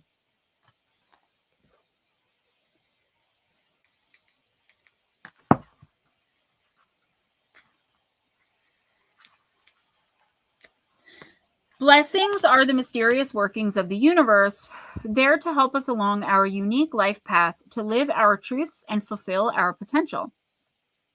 The universe has the knack of knowing just what it is we need, even when sometimes we might think we need something altogether different. This is how it can be that something we resist and reject in our lives can become the very thing we're most grateful for later on. We realize it has been a blessing masked, something actually helping us, even though it might have come in the form of a challenge or struggle before eventually gaining great benefit from it. The Oracle of Divine Disguise brings you a positive message and prediction for your future. It brings you the promise of peace of mind and a realization that the universe does really know what it's doing. It's in your corner, on your side, cheering you on and helping you avoid unnecessary pitfalls, even if you don't know they exist. The oracle indicates that the real beauty of a situation isn't obvious to you yet. It could be a delay or a change in plans that turns out to be in your favor, even if at times you are sure it signals failure. It could be the wrong person saying no, so the right person can say yes. It could be being blocked from turning back to your past, so you must continue forward into the magic of your future. Whatever your hidden blessings, the Oracle of Divine Disguise tells you that you are soon going to realize just how loved and helped you are in all areas of your life. Excuse me, I never answer my phone. When this oracle appears, you are being told specifically that you don't need to worry. Even that which appears to be most troublesome is going to reveal itself to be working in your favor. So this is very straightforward, and I love that because you're new. I don't really even have to do too much digging. It's right there in black and white that I feel like in the next, I would say I usually do 1 to 2 weeks, but lately it's been like going a little bit further for me. I've been seeing a little farther. So I would say 2 to 4 weeks.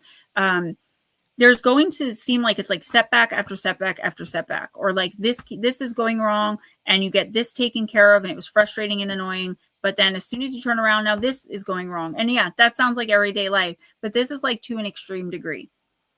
Or it's like, you planned, I always use this example. You planned a vacation a year ago, like you booked, you did everything, you got all the money down, you got all the confirmations, you are ready to go. And then you get to like the airport and they're like, well, we don't have any record of you booking a flight.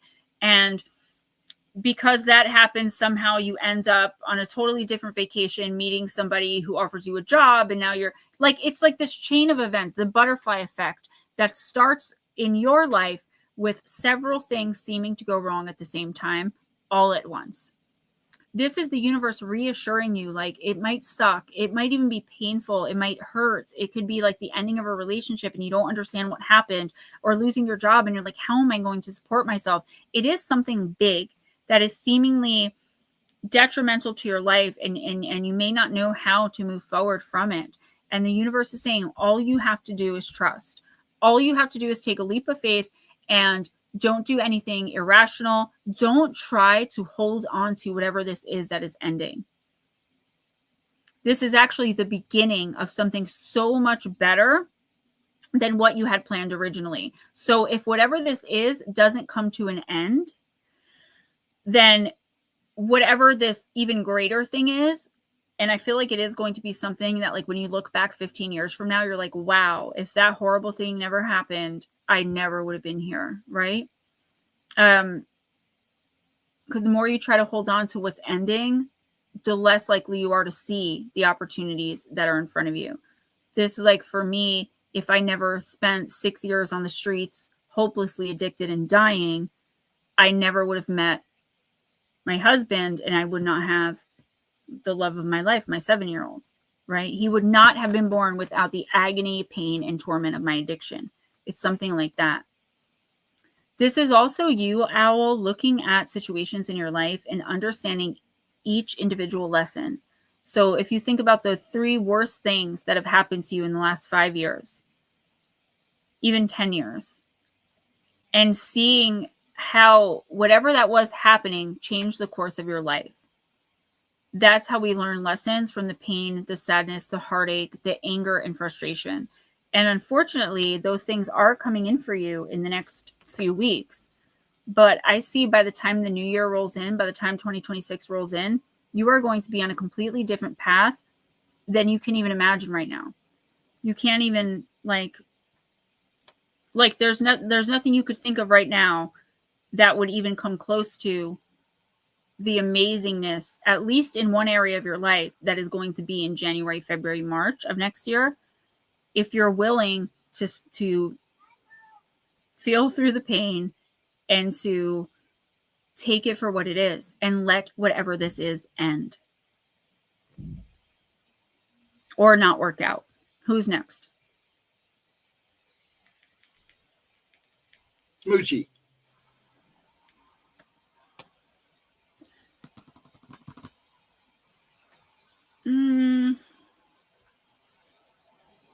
I don't have human spirit handy, Miss Smoochie. I'm sorry about that. Owl, I'm glad it resonates.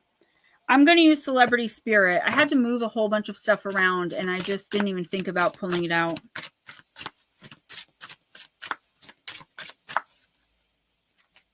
I'll try to have it next time. I like that deck too. It's very easy to read. But this is celebrity spirit.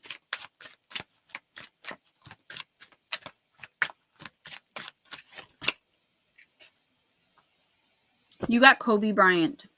Share your knowledge. Card number 29.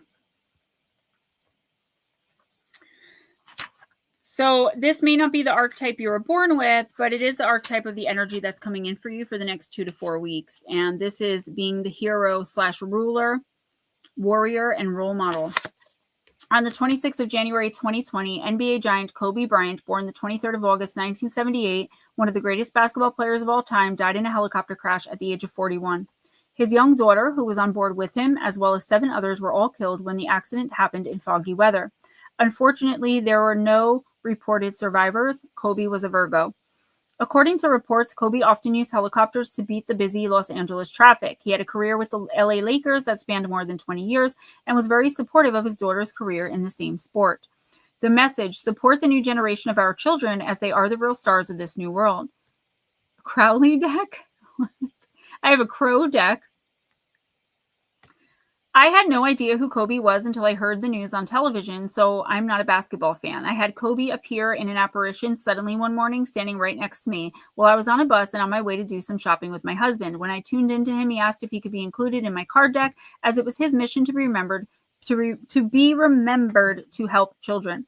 Kobe's reason being that he was very supportive of children's sports and the game. One of his greatest loves was his own kids, whom he adored. When he died, he said he was with his daughter, who was still by his side, safe and doing well with him in the spirit world. This could have to do with your children and grandchildren. If you have received this card today, many people who know you may look up to you as you are capable of great feats of strength and will and skill. Through this belief in yourself and your own determination, you're able to confront any obstacle in your own life with great success, no matter how difficult or complicated the situation is or may be. No matter what life throws at you, Smoochie, or how you are tested, you have this innate ability and spiritual power to rise above your fears due to your belief in yourself, the outcome, and your capabilities for your empowerment. Understand you are a valuable asset in many people's lives. First of all, this is just meant to give encouragement for the pain and suffering that you're going through right now. I'm not a medical doctor. I'm not a psychiatrist, but I feel depression on your energy. And that's not calling you out. It's just you're low right now. I feel as though if you can put into perspective that like your grandkids, whom I know you love so much, and your kids, but your grandkids specifically, this is about being mindful when you're around them of really being the best Smoochie you can be. And I'm sure you already do that, but I feel like something's going to come up where it's like you're going to need to be the one who's strong, because for some reason it's like those little babies, and I know they're very, very young, but they're looking to you, and you're so connected with Wolfie that any emotion that you feel very strongly, he's going to also feel. And I want you to try to keep that in mind as you go through the next few weeks. I'm hearing tragic. So that doesn't necessarily mean there will be a tragedy. It's just something that could feel tragic to you because of your lower state of vibration right now, because of the emotions that you're in are low. Your grandsons, Wolfie in particular, will suffer tremendously and lose a lot if anything were to happen to you, in ways you couldn't imagine right now, because he's so young, the effect you're going to have on his life, and that you already do. And the reason I bring this up is not because I'm afraid something's going to happen to you. It's because I want you to be aware when making decisions that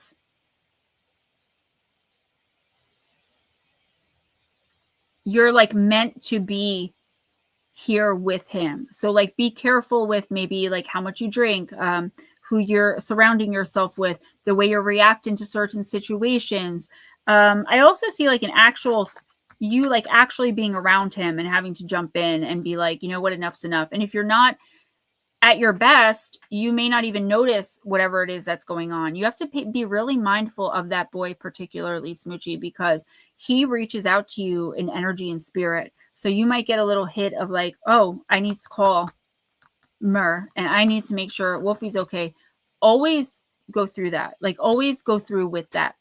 Don't ever say like, oh, that's just, a silly thought or something. Like, always follow through with that, because I feel like it's going to be important in the next couple of weeks.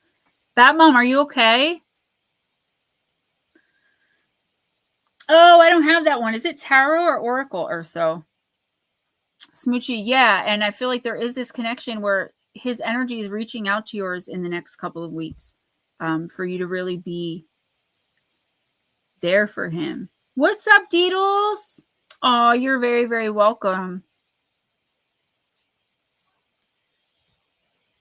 Good. Keep doing that. Keep doing that. Bat Mom, what happened? Who's next? I'm so glad you liked it, Deedles. I was hoping to get to see you. And the nurse, I was like, can I just see her office? I'm like, I know you probably aren't supposed to let me in because I'm technically a patient. I was like, but I'm like, I'm just so proud of her. I'm like, I want to see. And she's like, yeah, I don't think she'll mind. So that's how I was able to take a peek at your brand new, your own office. I'm so proud of you. Who's next? Nut slap. Sorry. Nut slap. That's okay. I had a brain fart.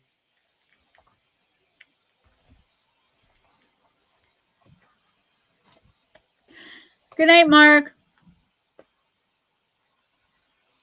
Oh, I was like, what happened? What did I do? No, you're fine. Smoochie, you're welcome. I hope it did. I don't know why it's relevant, but it is. Trust me. Nutslop, I'm using Halloween Oracle. Train jumped the track.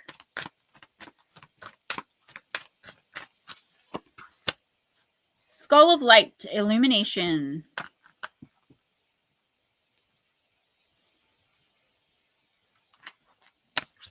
As the famous psychotherapist Jung suggested, knowing our own darkness helps us cope with the darkness of others. Taking time to know thyself and to seek understanding of our more destructive or shadow natures can lead to huge happiness and less anxiety. The idea of being shown the way in the most difficult of times and always knowing that we are never alone in the darkness are the keys to this magical element. After this, I gotta go pee. Light is usually a comforting thing, yet sometimes we don't really want to see the boogeyman under the bed. It's too scary, too big, and we don't know how to defeat it. Yet by simply shining the torch upon such darkness, the victory is ours. Nutslap, should the skull of light enter your life, know that it is time to open yourself fully to the clarity of bright illumination. Allow yourself to be seen, to see, and to act upon what is shown to you. The time is past for hiding, for pretending, and for swallowing our discomfort by accepting the status quo when it really doesn't suit us. First of all, I feel as though, again, with the theme tonight, it's like you're pretending to either be interested in something, to agree with something that you don't and that you're not, or you're going through the motions of something you really would rather not be doing just to kind of please someone else or make someone else happy. Making other people happy is not a job, and it should never feel like one, right?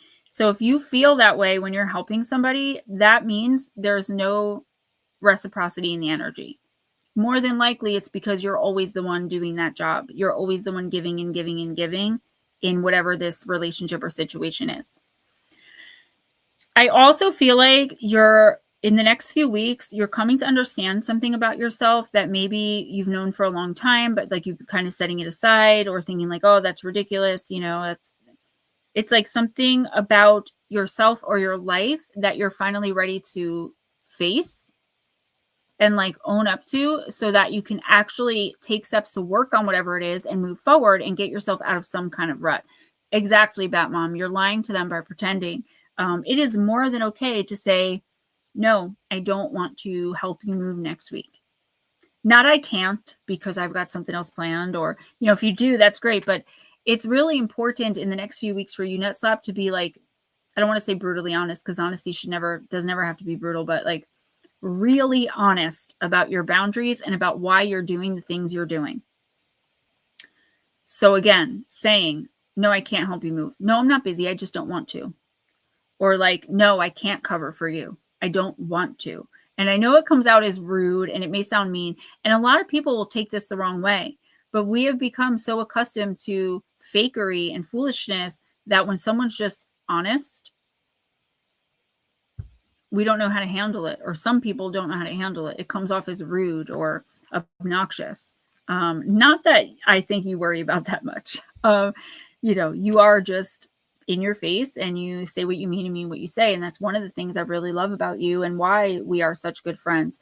But I feel like in a certain situation, it's like you just feel like you're always the one putting in the effort. Maybe you're always the one calling the other person, or you're always the one inviting the other person out, or you're always the one doing everything and the other person's never doing anything. This doesn't have to be romantic, and I don't think that it is. Also, again, questioning yourself in the next few weeks about what your motivations are about certain things. There's something in your life personally, a choice and a decision that you are continuously making that you know you shouldn't be continuously making. It's not good for you. It's not leading you anywhere good. This would look like drugs if I didn't know that you're not a drug addict. Do you know what I mean? If I didn't know you personally, I would be thinking to myself, oh, this is addiction. So it's something like that. Something where it's like, you do it maybe out of habit, or maybe just because of what you do, or maybe you don't realize that like it's really not helping you in any way. I don't want to say bad for you, but like whatever this is you're doing is not helping you. But it's like, whatever, like how bad could it hurt me?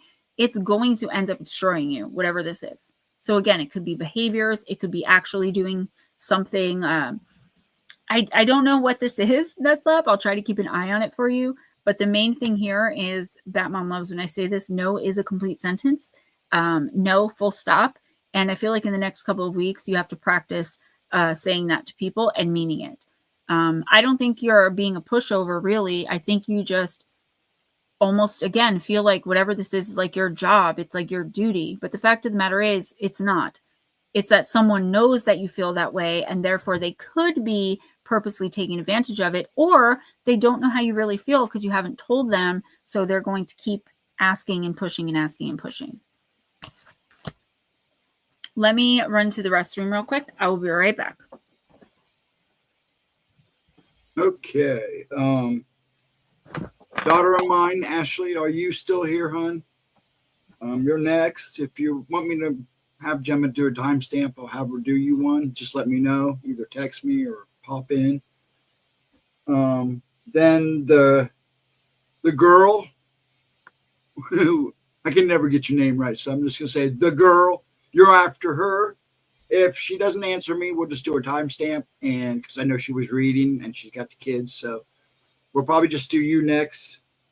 The girl with the gong, I guess. Yeah, I know you're here. Then after that, Batmom, then Life with Bobby, then Jules, and then whatever timestamps. You need to hear your gong. Yeah, gong it. Anyways, yeah, I hope everybody's had a good week. Everybody has a good weekend. What was that? But yeah, that's the row. I'll probably just go ahead and do a timestamps for Ash because I know she got the kids and she was involved in a book. If she's like me, once you start it, it's hard to finish it. It's hard to stop until it's finished. Was sent that bad thing on the. I remember the Gong Show. What a show! Those were the days. And that guy was crazy as crap too. The Gemma just flushed. Yeah, that's what I thought. That's why I said that. No, I was crinkling around chewing a piece of gum.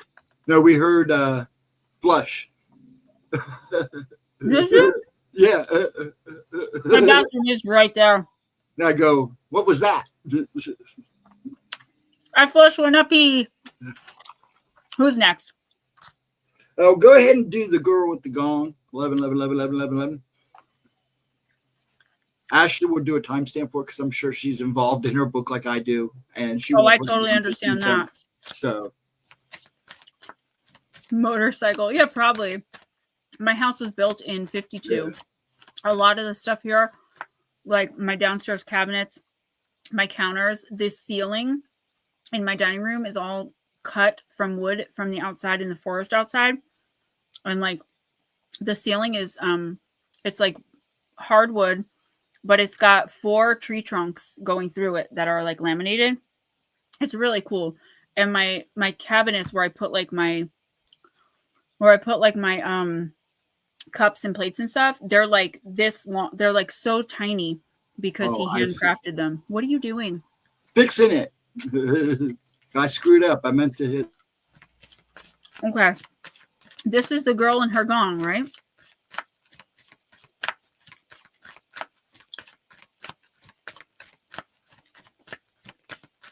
I am using Della Nwait.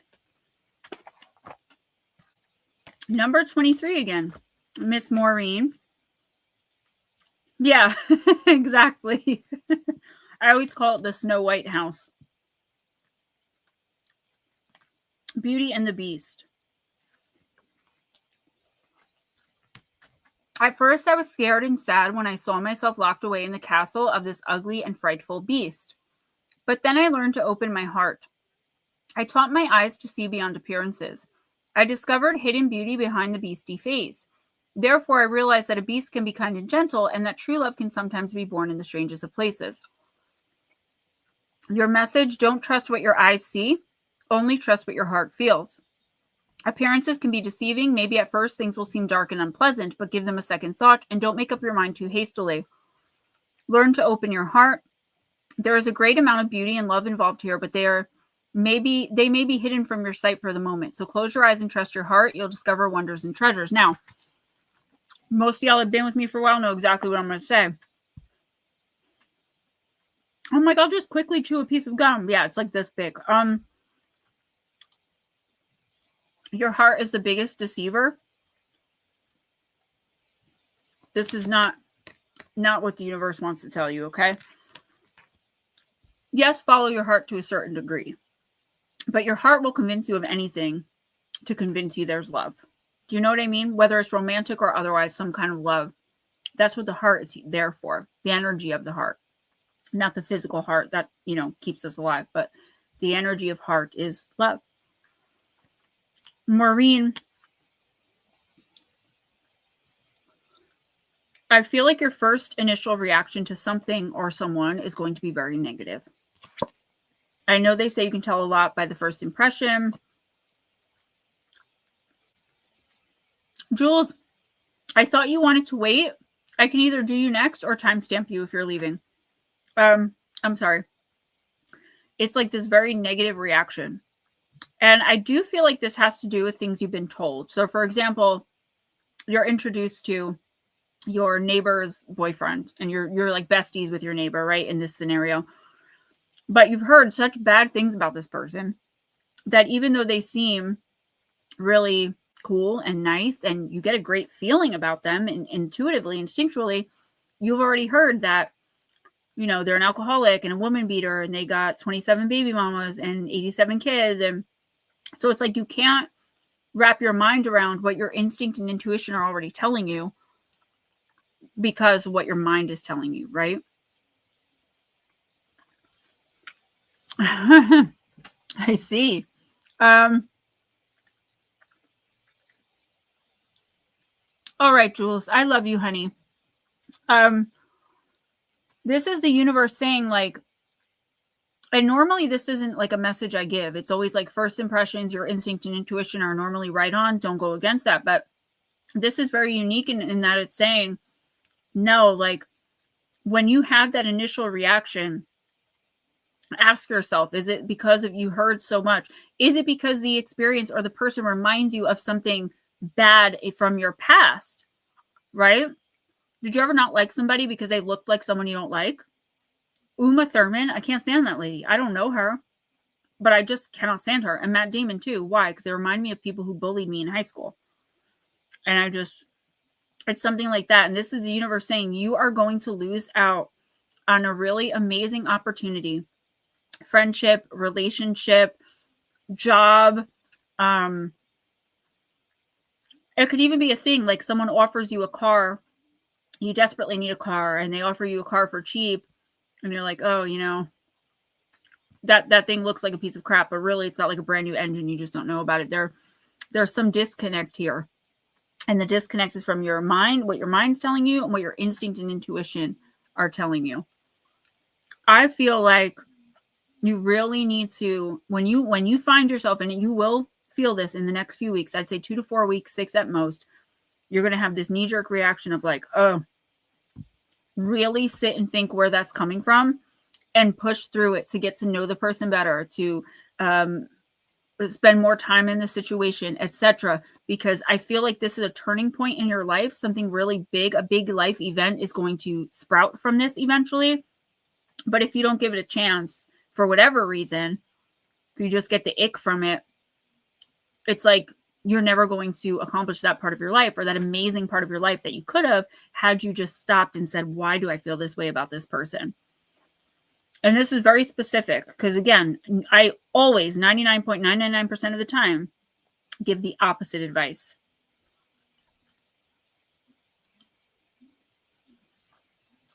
Yeah, a lot. I mean, that usually happens in these readings, and there's always a common like underlying theme, right? Of like tonight, it's definitely self-exploration and being really mindful of where we're vibrating and why. I love that. Oh, real quick, they also just said this doesn't mean we're giving second chances. Right? So this isn't like someone from your past comes in and you're like, oh, I remember how they treated me, but Gemma said that to be mindful. And like, no, like we're beyond that. This is about something new and fresh and in the future. They must be doing s'mores because I smell burn. Yeah, of our energetic vibration for sure. And it's hard to be that way in a busy world. I mean, I work on social media. And like the past few days, I had to get off social media. So I was trying to film TikToks and I was trying to be funny because over here I'm the paranormal girl, but on TikTok, I'm more the funny girl. People love they tell me how funny I am and like how I make their day and I make them laugh. I couldn't do it. And then finally I was like, you know what? I need to get off of social media and just spend time with myself and like go through these feelings. I was overwhelming myself because I wasn't being mindful of what I was taking in energetically. I was just watching TikToks, but no, like I was taking in emotion and all of this other stuff that I was putting on myself when I was already in a weakened state. You're welcome, sweetie. Thank you. Who's next? That mom. Jules, actually, no, I've never done that, but I was thinking about getting a members only Oracle live stream together. And actually, that would probably be the perfect thing to do, is to like do an individual for each person, but then do a collective, because these weeks in between aren't going to stay empty. I'm just figuring out kind of what to do with them.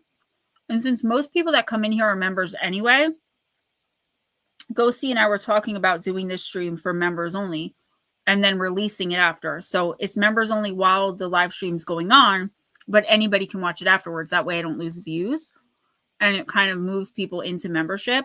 I'm also working on a lot of things. I've been saying this for years, but I actually have been very, not intent. I've been very focused, is not the word I was looking for, but it'll do, on intentional. I've been very intentional about putting things together for members and patrons. And that's one of the things I was thinking about. That's actually a really great idea. I never actually thought about it, but I have done collective readings before in person, and I've done couples readings and things like that as well. Who's next? That mom.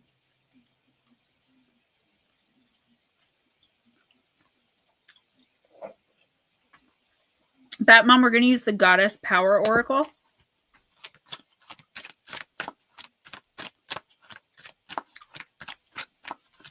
I guess some people didn't like my social media posts the past few days because we're missing a lot of people.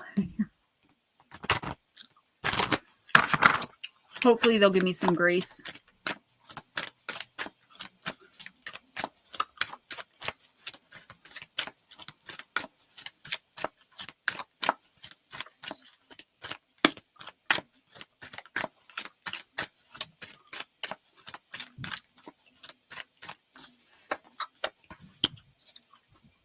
Bridget, creative spark. Didn't somebody else pull?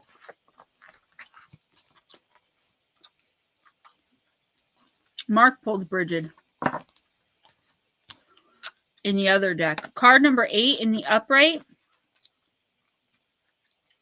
Batman. Inspiration and imagination are yours to play with right now. You effortlessly connect to your inner creative spark and make meaningful and beautiful experiences for yourself and for others. Take advantage of this fruitful time. When you're so in tune, it's like taking a magical trip to the land of the Fae, where all that glitters really is gold, and your life seems like a grand artistic gesture. This fiery Celtic goddess of creativity calls you to play in the artistry of your life, your work, and your loves. Bridget is whispering her sparkling music deep into your soul. Are you listening? No. Mm-mm.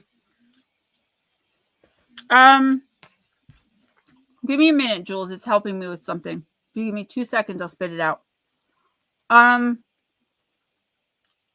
threw me off. Hold on. Batmom, you're obviously not listening to it. No judgment, because you're not having enough fun. This is definitely about you. It's like, yeah, we have like bills to pay, and we have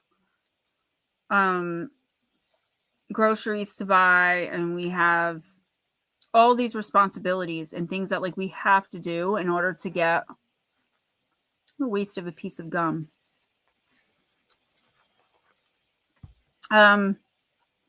But at the end of the day, like it can't only be those things, right? Like we also have to allow some joy into our lives. And even if, hey, Foxy Joe, even if we find joy in things like our work, this is talking about like true play, getting out there and,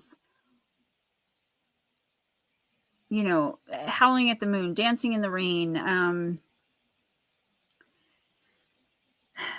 I just see this. I mean, everybody has this on them nowadays to some degree or another, like this overwhelming, just like bogged down of responsibility, where it's like hard to smile and it's hard to get a break and it's hard to catch your breath, Batman. But I see this like so much extra on you right now that the universe is like, and Jules, I only did that because I love you, girl, because I would have said no to most other people, just saying no, just out of spite. I would have been like, nope.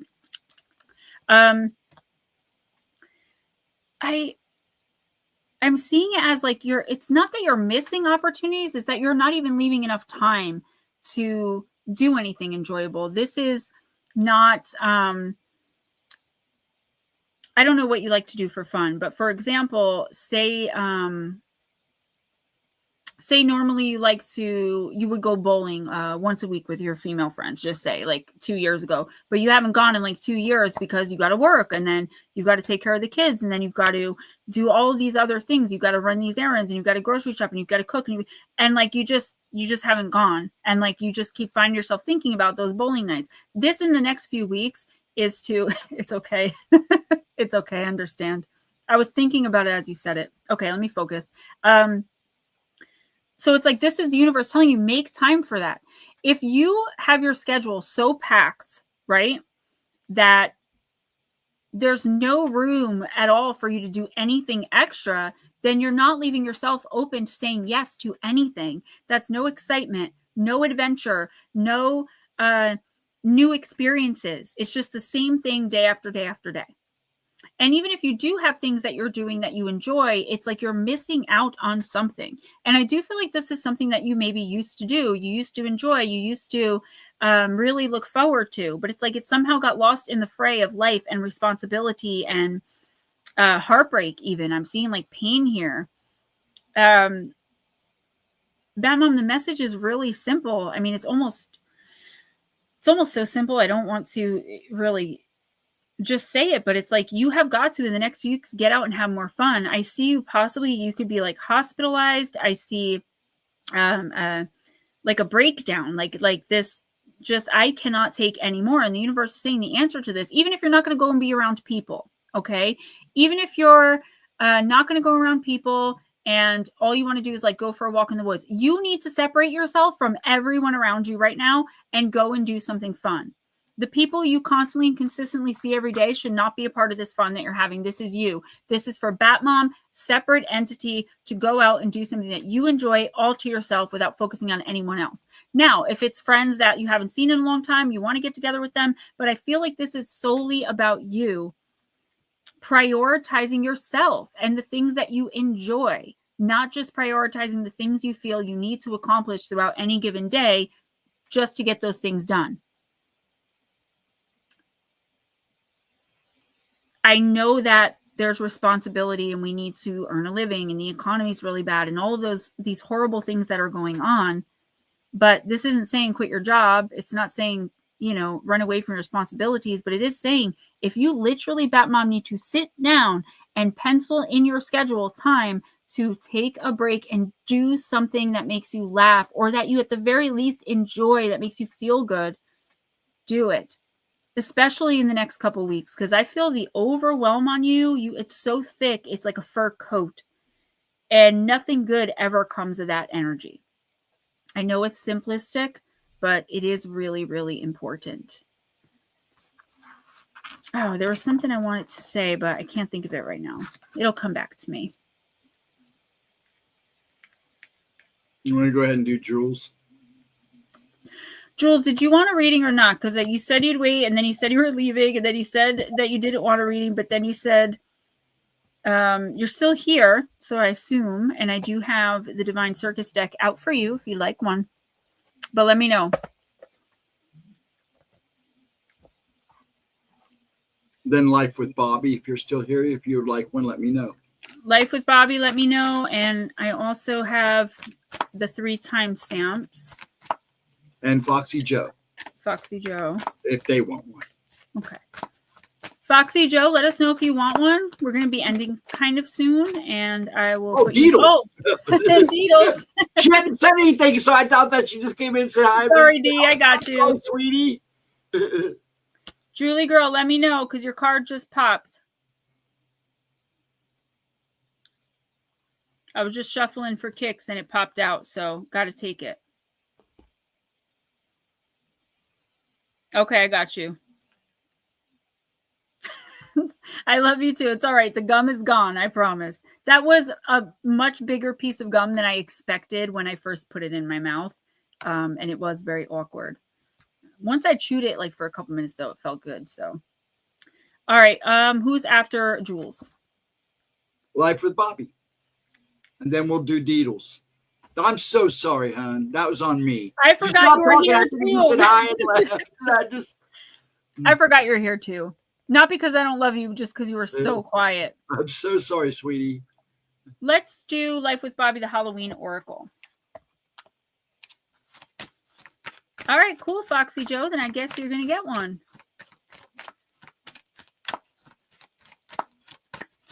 Life with Bobby. Ghost, the card of regrets.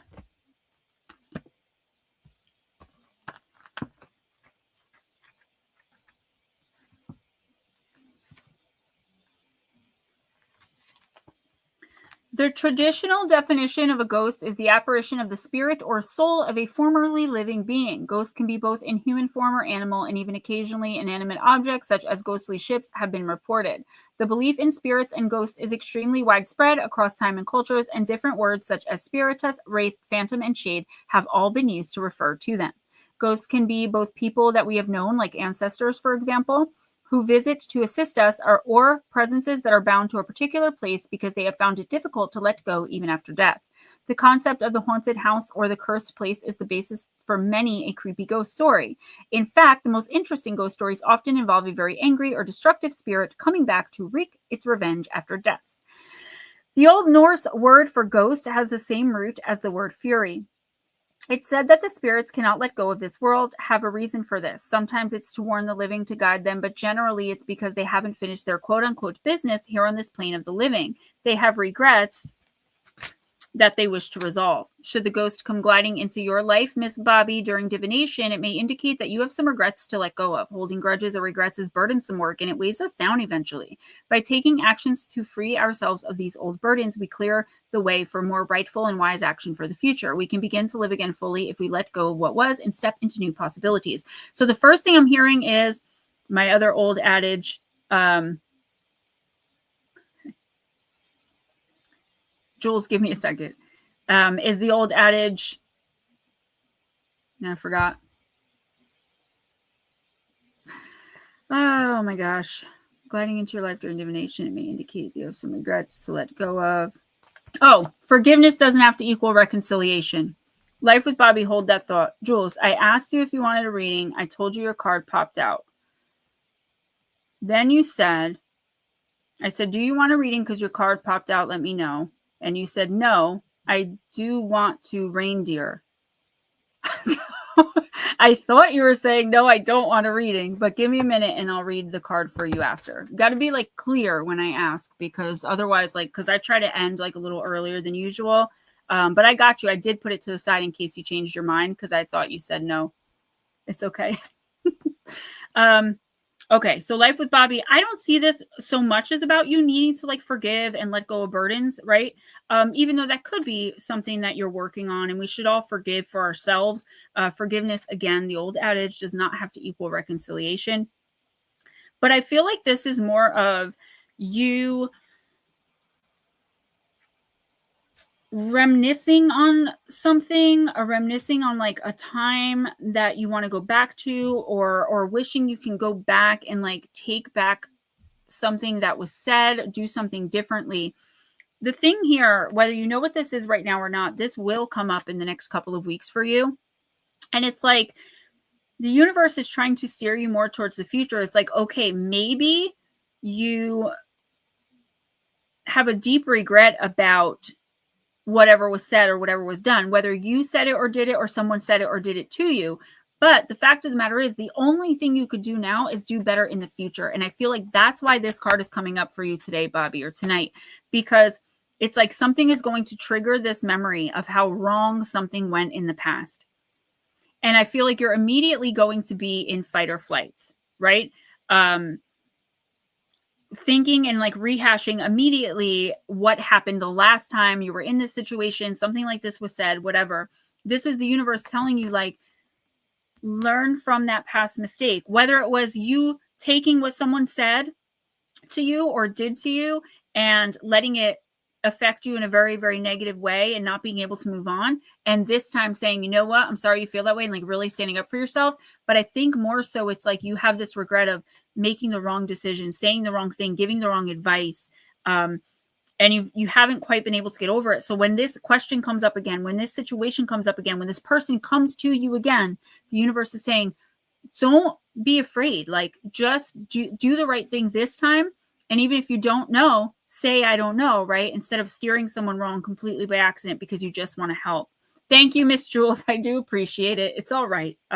We all have those nights, trust me. Reminiscing on things. Yeah, but see, the oh well is kind of like, I understand that because I think those types of things all the time. But then that brings us back to learning the lessons, right? Understanding why those things had to happen in order for us to get certain people in our lives, get certain opportunities, do certain things. And I feel like that's what this is about. It's like finally letting those things go. And an opportunity to do better this time around is coming up. I know, like with my oldest son, I didn't raise him. I had major issues when I had him at 16. And for most of the second half of his life, it was just this big thing. So when I had my little guy, I made this conscious effort to make sure, like, I am very present. I'm very there. I'm much older now. That was 26 years ago, but still it haunts me and it bothers me. So what do? I don't overcorrect, but I do everything I can to show him, like, I am here now. I will do anything for you. And I make a conscious effort to let him know that. And that's what this is. Like, you can only do now, life with Bobby, what you can do. And I feel as though the universe is pointing you to, like, if you can learn what you gained from this horrible experience, or this thing you wish you could change, or this thing you wish you can go back to, you'll be able to more make peace with it. And you're going to get that chance in the next couple of weeks. Let me do Jules, Deedles, and then Foxy, and then timestamps. Is that where we are? All right. Jules, the Nebula Warrior jumped out for you. Card number 17.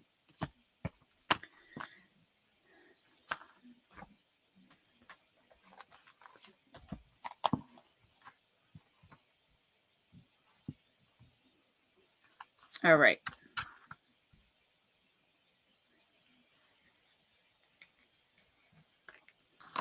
Some things in life are worth fighting for, but how do you fight with love? How do you fight without becoming bitter, hateful, tired, disconnected from the whole reason you needed to fight in the first place? Boy, is this my card to you tonight.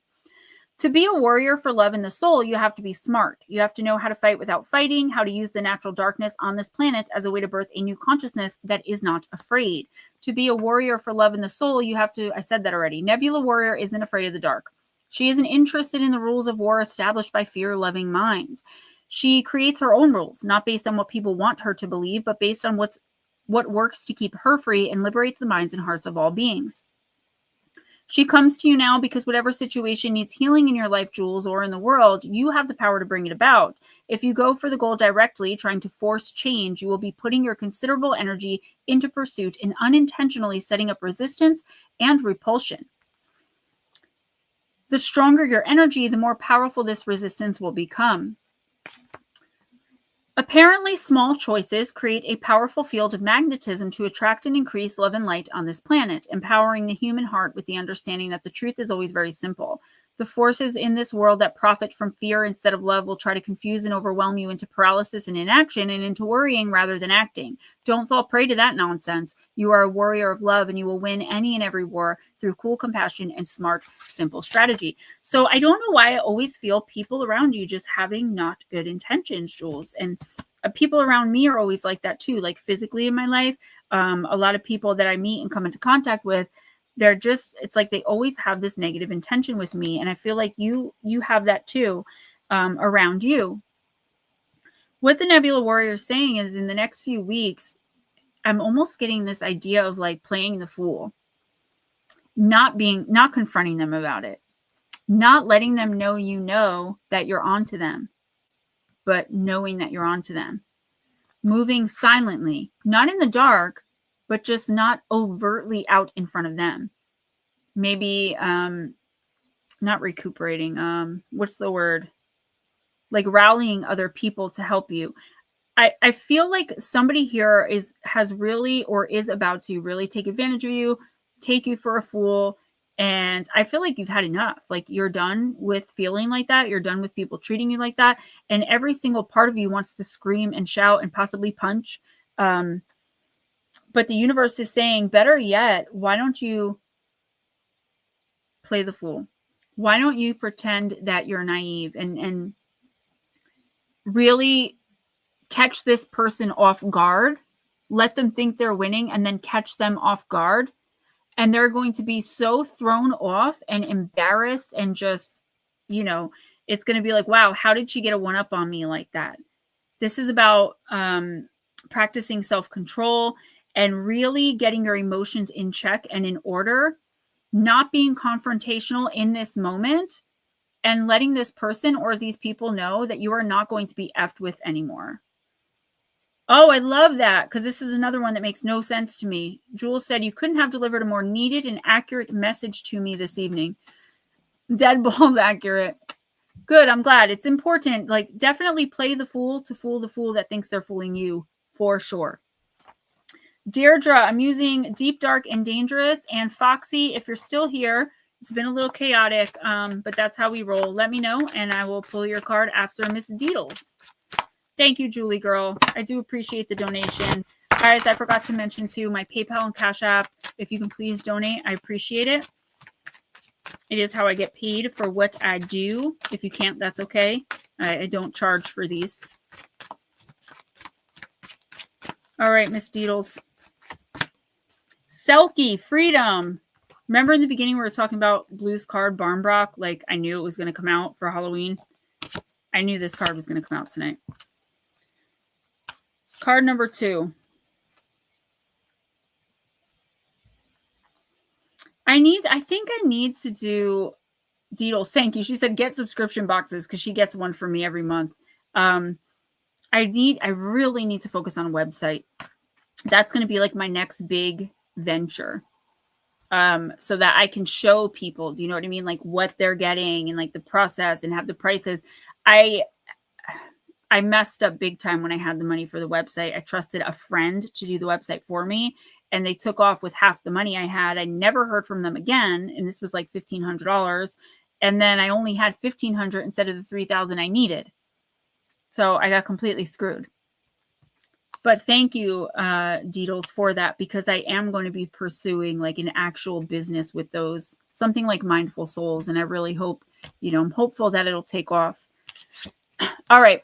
You can only pretend for so long before you must find truth again. Seek authenticity. Containing yourself in a form that's not your own is rarely successful long term. Find what sets you free. Acknowledge your inner truth. Be aware someone might be deceiving you, Deirdre, under false pretenses. Selkie mythos is shared in the places where the sea is truly dominant force and where colonies of seals live, like the Shetlands and other Scottish islands, the Faroes, Norway, and Iceland.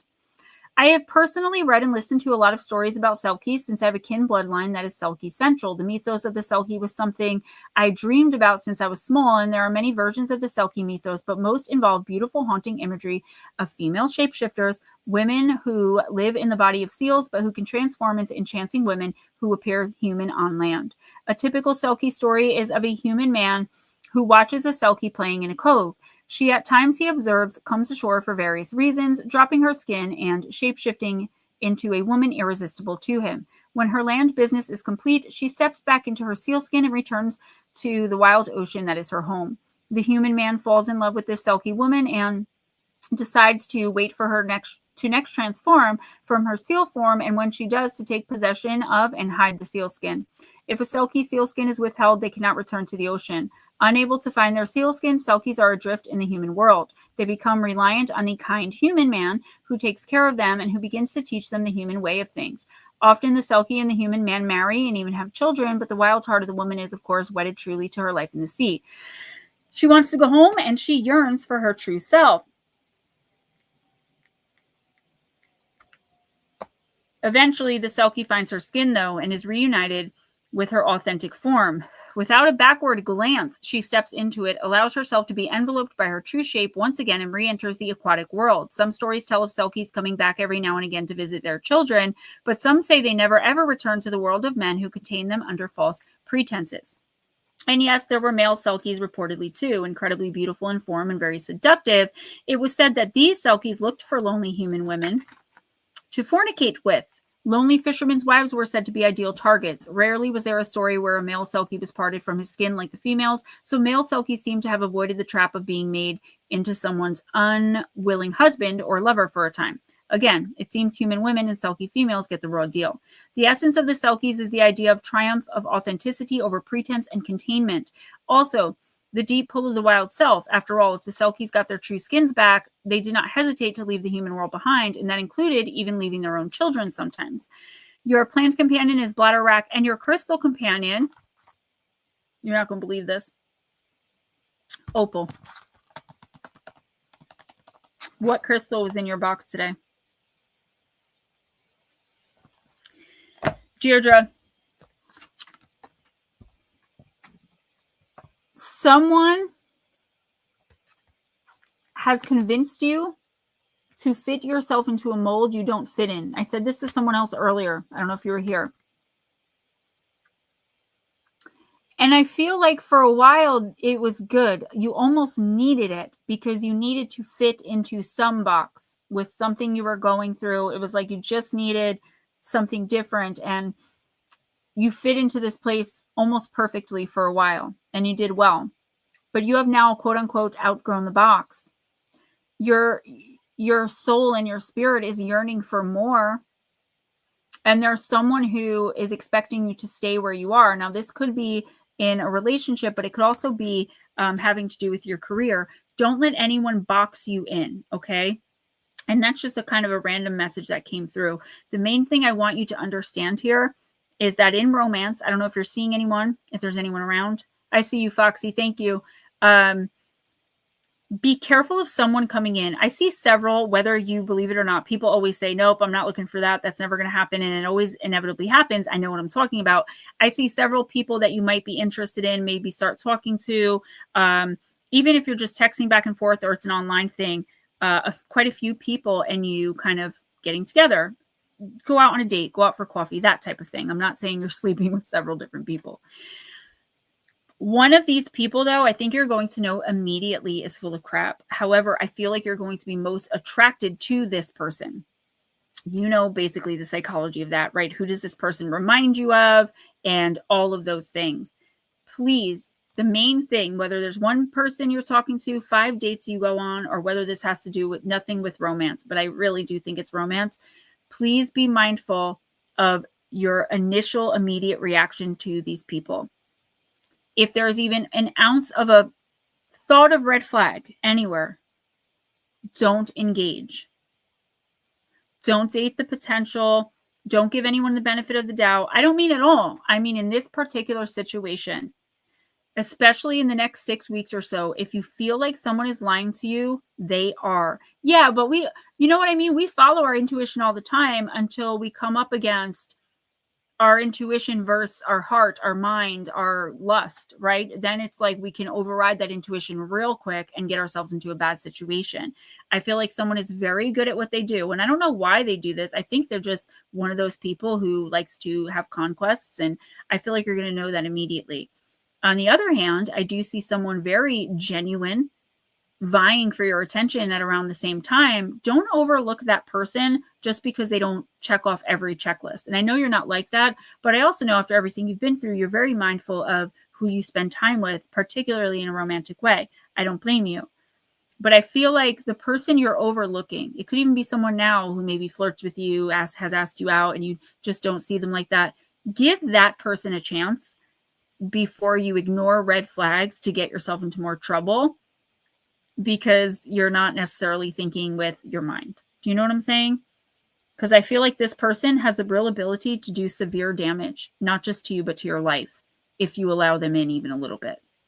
And that's coming in the next 4 to 6 weeks. Foxy Joe, let's do Aether Creatures. I love you guys so much. Deedles, thanks for coming in. Julie girl, everybody else, you guys are so amazing. I have so much to do tomorrow. We have a soccer game from 11 to 12 with little man. Then we have his friend's birthday party at, I think, 2. So it's definitely a full day tomorrow. Then Sunday church and errands.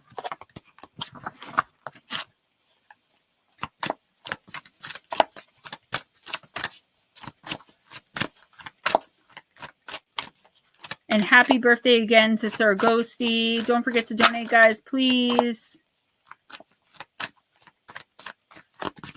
All right.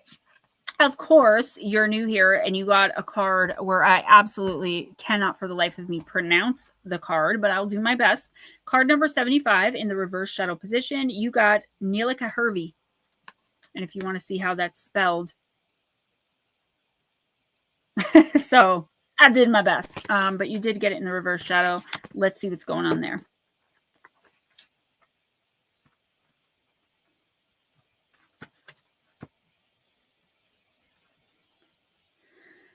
All right.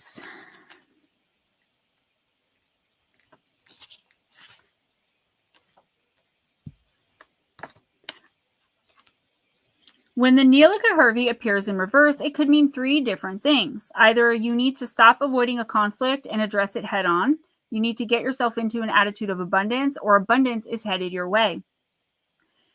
I believe this is like a mix of all 3, and I'm going to read the rest of this and then just hear me out. If the meaning of Neelika Hervey appearing in reverse is about conflict avoidance, you'll know it. Reading this will make you feel like you've been busted and found out. You've fallen into the poisonous side of Neelika Hervey medicine. The right thing to do is directly address and resolve a conflict, and you are currently avoiding this. Okay. I feel as though, Foxy, there's definitely something here you're avoiding. And I don't know if it's because you maybe feel, either you feel like you're you don't have like the right to confront somebody about something that they did to you or said to you, or something that's going on in general. Or you maybe feel like, you know, if you don't have tangible proof or evidence, like receipts, that it's not going to make a difference if you confront this person. Whatever the reason is that you are keeping silent in this situation. So this could be like you not confronting a partner for cheating, you not confronting your boss for shorting your paycheck, you not confronting your kid for sneaking out, you not confronting your son-in-law, God forbid, for like hitting your daughter. Like, there is something major that happened here. And if it's not major in the grand scheme of things, I feel like it's major to you. It's really bothering you. You're really unhappy about it. But you're not saying anything. And I feel like the kind of person or people you're dealing with where you could have this conflict with, they're going to take full advantage of that and pretend like they don't know what's going on. They don't know what they did, right? This is the universe telling you that the faster you confront, and you can confront without being confrontational. Confront doesn't necessarily mean going up to someone and screaming in their face and getting crazy. This could just be like, look, I know you did this. We need to talk about it. Or why did you do this? Don't lie. I know you did it. And really standing firm in that and not backing down, because you know you're right. And you are right with whatever it is you're thinking is going on here in this situation. So I feel like there's something you think someone did to you, either on purpose or by accident, but like maybe you're not really sure. And I'm getting that energy too. It's like, you know, I don't think they consciously did this. No, they did. They knew what they were doing. They did it. But they don't know, you know. The quicker you confront this situation, you speak to this person, you stand up for yourself in this situation, the faster abundance is going to come in other areas of your life, because now you're evolving, right? Now you're willing to do something that maybe makes you feel fearful or uncomfortable. Like me, I avoid conflict at all costs. I would literally rather lay on the ground on my back and sit like a turtle than have a confrontation with somebody. But I will if I have to. And I feel like that's the situation you've now been put in. This person, these people in this situation or relationship are going to do everything they can to make you out to be the bad guy. And I feel like that could be a fear here too. Whatever this situation is, you have got to stand up for yourself. And if you know something, you just know it. There's no talking you out of it, because it's actually the facts. I feel like the universe is going to reward you by saying, like, look at the lesson you learned from this. Doesn't it feel good to finally stand up for yourself, to stand your ground, right? Again, not being confrontational or angry. I just feel like you think someone has done something or said something or lied about something, but you're not.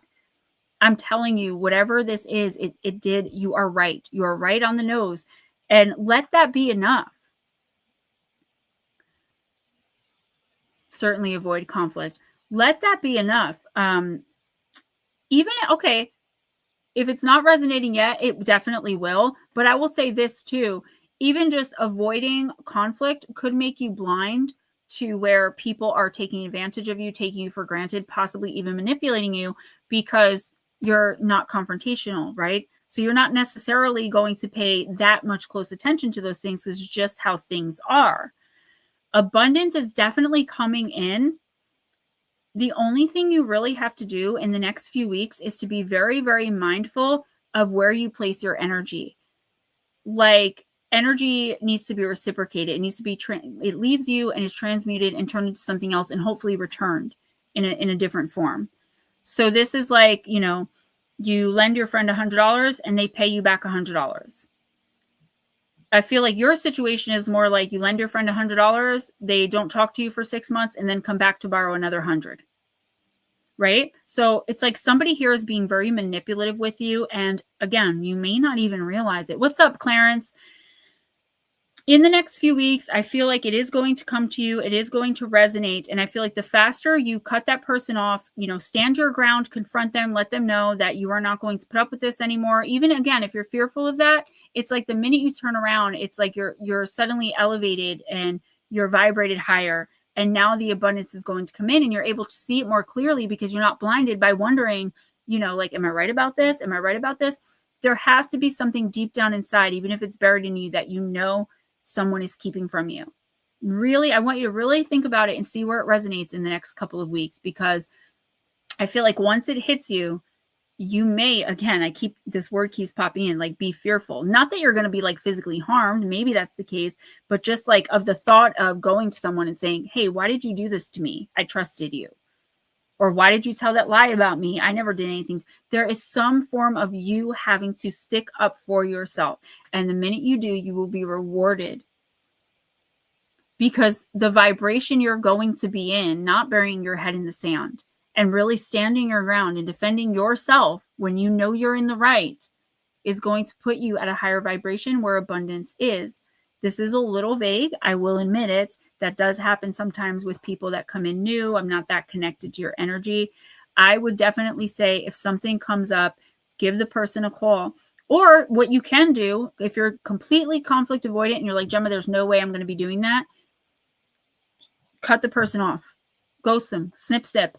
Done.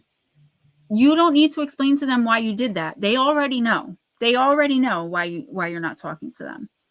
They can pretend like they don't. They can keep, what did I do? How could you treat me like this? Play the victim all they want. You know what has been done. And I want you to think about that for the next week or two until it comes to your head and it resonates. Now, if it is and happens to be something coming in, your first instinct that someone is lying to you, playing with you, manipulating you, taking advantage of you, taking you for granted, all of those things, that first instinct is right on. No matter how much you wish for it not to be so or hope it's different, there is someone like this in your orbit. I don't know if they're there yet, again, to where like you're going to be like, oh my gosh, I knew that. I knew it. Or it's someone coming in. No hope in the world is going to stop this person from treating you poorly. You need to move away from whatever this is. And it doesn't have to be romantic. Be very, very mindful who you spend time around, who you give your energy to. Because not everyone around you has your best interest at heart, because they know that like, oh, that's just Foxy. Like, they're not going to say anything, you know, or like, oh, they'll be mad for a day. I'm a Pisces sun, Libra moon. I know all about that constantly. That's just Gemma. She'll forget about it eventually. No apology, no nothing. And that's been my whole life until recently. I totally understand. I just want you to know, when you walk into a room and everyone's suddenly silent and it's like everyone knows something you don't, that's because they do. Thank you for coming in, and I really hope that that helped. I'm going to move on to timestamps. I really have got to get done. Clarence, thank you so much for joining us. We are here every other week if you want to stop back in 2 weeks. I'm very meticulous about the time. I used to go all night long, and, you know, I just can't do that anymore. But I'm really glad you're here. I love seeing new faces. I hate turning new people away, but I just have to stick to my schedule. Also, everyone else, please donate if you can. My PayPal, Cash App. It is how I get paid, how we keep the stream going. The past, I think, 9 or 10 weeks, I have not really made much of anything, and it's getting harder and harder to keep this stream going. StreamYard itself is $45 a month just to run these streams. So, Teetles, good night. I love you. Clarence, thank you for being understanding. Foxy, please, because I don't want to see you being treated like that. If you're in here and you're vibing with us and you didn't run out the door at like the first words that I was speaking, you're probably very empathic and you probably have people treating you this way all the time. And I don't think you're naive to it. I just think maybe it just doesn't matter that much to you because it's not people you really care about in one way or the other. This is definitely going to be something different. All right, let's read for Baby Book Dragon, then Tennille, then KC, and then I am out of here. Forbidden. This is Baby Dragon. Card number 18.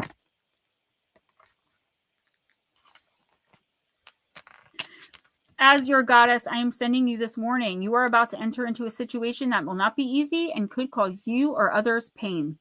Not all doorways are meant to be opened, and not all relationships are good for you. Not all love is expressed, and not all desires will be realized. Right now, I'm saying no to you. The symbol for forbidden also reminds you that although you may feel pain when someone rejects you, this is one of my ways of protecting you. I may whisper in someone's ear to stay away from you because it's for the best, even if you don't believe that right now. This is a symbol to move on and choose another path.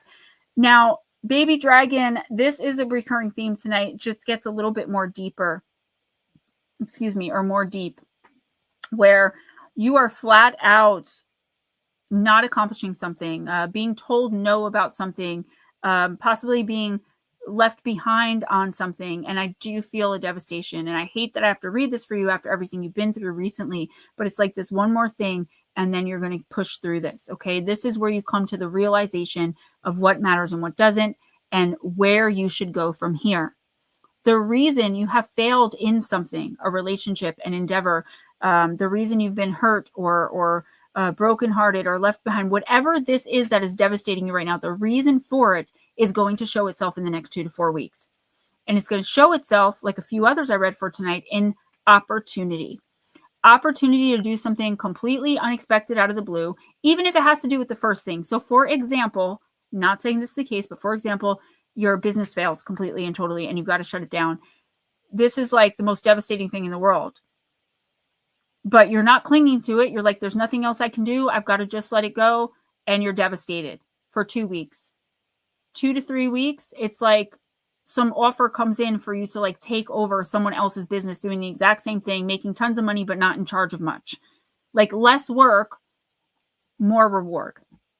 Everything that's happening right now is happening so that you can have more reward in the future. All of the no's, all of the doors that are seemingly slammed in your face, all of the pain. And I know that is not any comfort at all because you still have to feel it all and go through it all. But I hope that it's a tiny bit of comfort to let you know that the universe knows what it's doing. The universe knows the path you charted for yourself, and you are well on your way to getting there. Do not give up, and do not cling to things that are no longer for you. Do not cling or hold on to people, places, and things that no longer serve you. Not at any cost. Let it all go.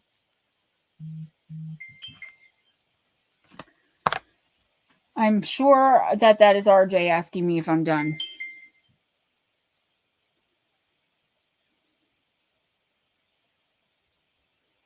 Oh, nope, it's the other one.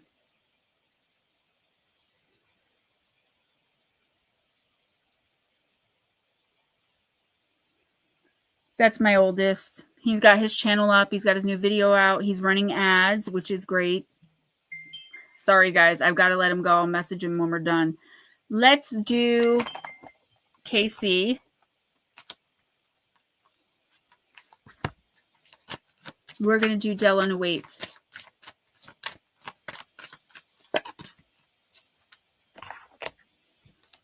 Card number 7, the Baba Yaga.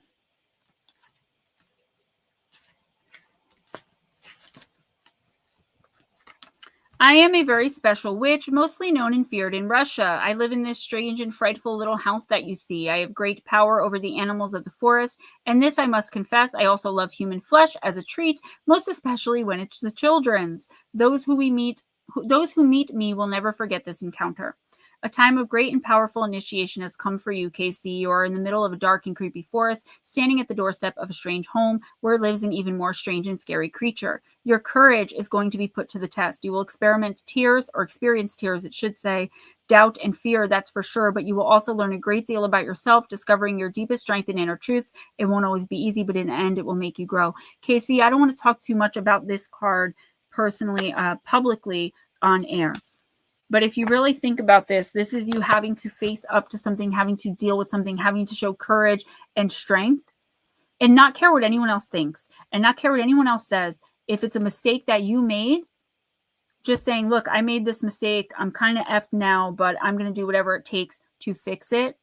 This is speaking up when everyone else is being quiet. This is you taking a stand and saying, no, that's not right. And knowing that you can do so even despite your own faults and flaws, right? You know from experience that something is wrong. I feel like you are just so tired of sitting around and watching things happen and like wanting to do something, but being like, well, maybe I shouldn't get involved, even on a grander scale, right? This is you finally saying, Casey, enough is enough. I'm going to deal with this issue with me. And then I'm going to go and give back and put my voice out into the world. There is something around you, someone around you, some situation in your community that really needs your strength and your courage right now. But before you can do any of that, you need to focus that strength and courage on you and your current struggle, because it is a big one. It is very serious, and you could lose a lot from it if you don't take care of it. Miss Tennille, and then we are done. Yeah, I lost a lot of people tonight. And I didn't even post half the stuff I posted on TikTok and Instagram and Facebook onto YouTube because I knew people were going to get mad. But sometimes you just have to take a stand. Tennille, last quarter moon in Aries. Work through your feelings. Someone has had their feelings hurt. Maybe it's you. Deal with this upset, especially, but not only if it's on the home front. Whatever is going on right now will get better if you take steps to make sure that no one is feeling like they've been emotionally run over. If you feel like your feelings have been trampled on, it's time to work through them and clear them up. Then you can move towards your goals. It's hard to manifest when hurt feelings are in the way. This is relationships, especially with family and or the people you live with. They are very extra charged right now. If someone is riding roughshod over your feelings, stop sulking and say something. Your manifestation affirmation, I now choose to release all my hurt, and so it is. So Tennille, this isn't just talking about releasing your hurts, right? This is talking about letting people know how you feel. And I said this to someone earlier, like putting your foot down and being like, no, I'm not doing this anymore. And not being guilted, shamed, pushed back into doing it, right? If you constantly have to take care of every single person in your family, but you're also sick and need taking care of, who's going to take care of you? Who's going to refill your cup? Who's going to refill your energy so that you can give the energy back out? Who? I feel like literally no one, and I don't think they're doing it maliciously, like let's all, energetically drain Tennille and make her do everything. No, but that is what they're doing, intentionally or not. Everything is falling to you.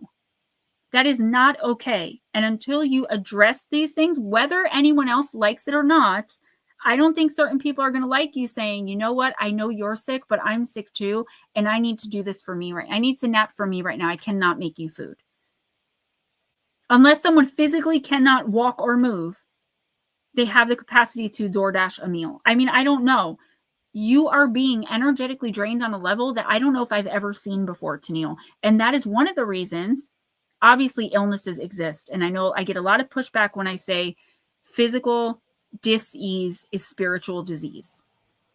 Physical disease is spiritual dis-ease. A lot of what is going on with you is energetic drain. And it's being done by the people you're closest to inadvertently. But you're allowing it to happen even though you're aware. So, girl, no judgment, no indictment. Don't make me have to come to where you are and kick some butt. Take time for yourself. Even if someone's upset or mad about it, they'll get over it. You don't have any more to give right now. And you're going to end up in the hospital. Happy birthday, Ghost Dragons. We love you. I'll post for it on Monday as well. Thank you, everyone who joined us. Thank you to everyone who donated, presuming some of you did. PayPal, Cash App, I really do appreciate it. We will be, what are we talking about on Tuesday? I don't even know where I went because I had so many scripts ready. But good night, guys. Rest well. Sweet dreams. And I love you all.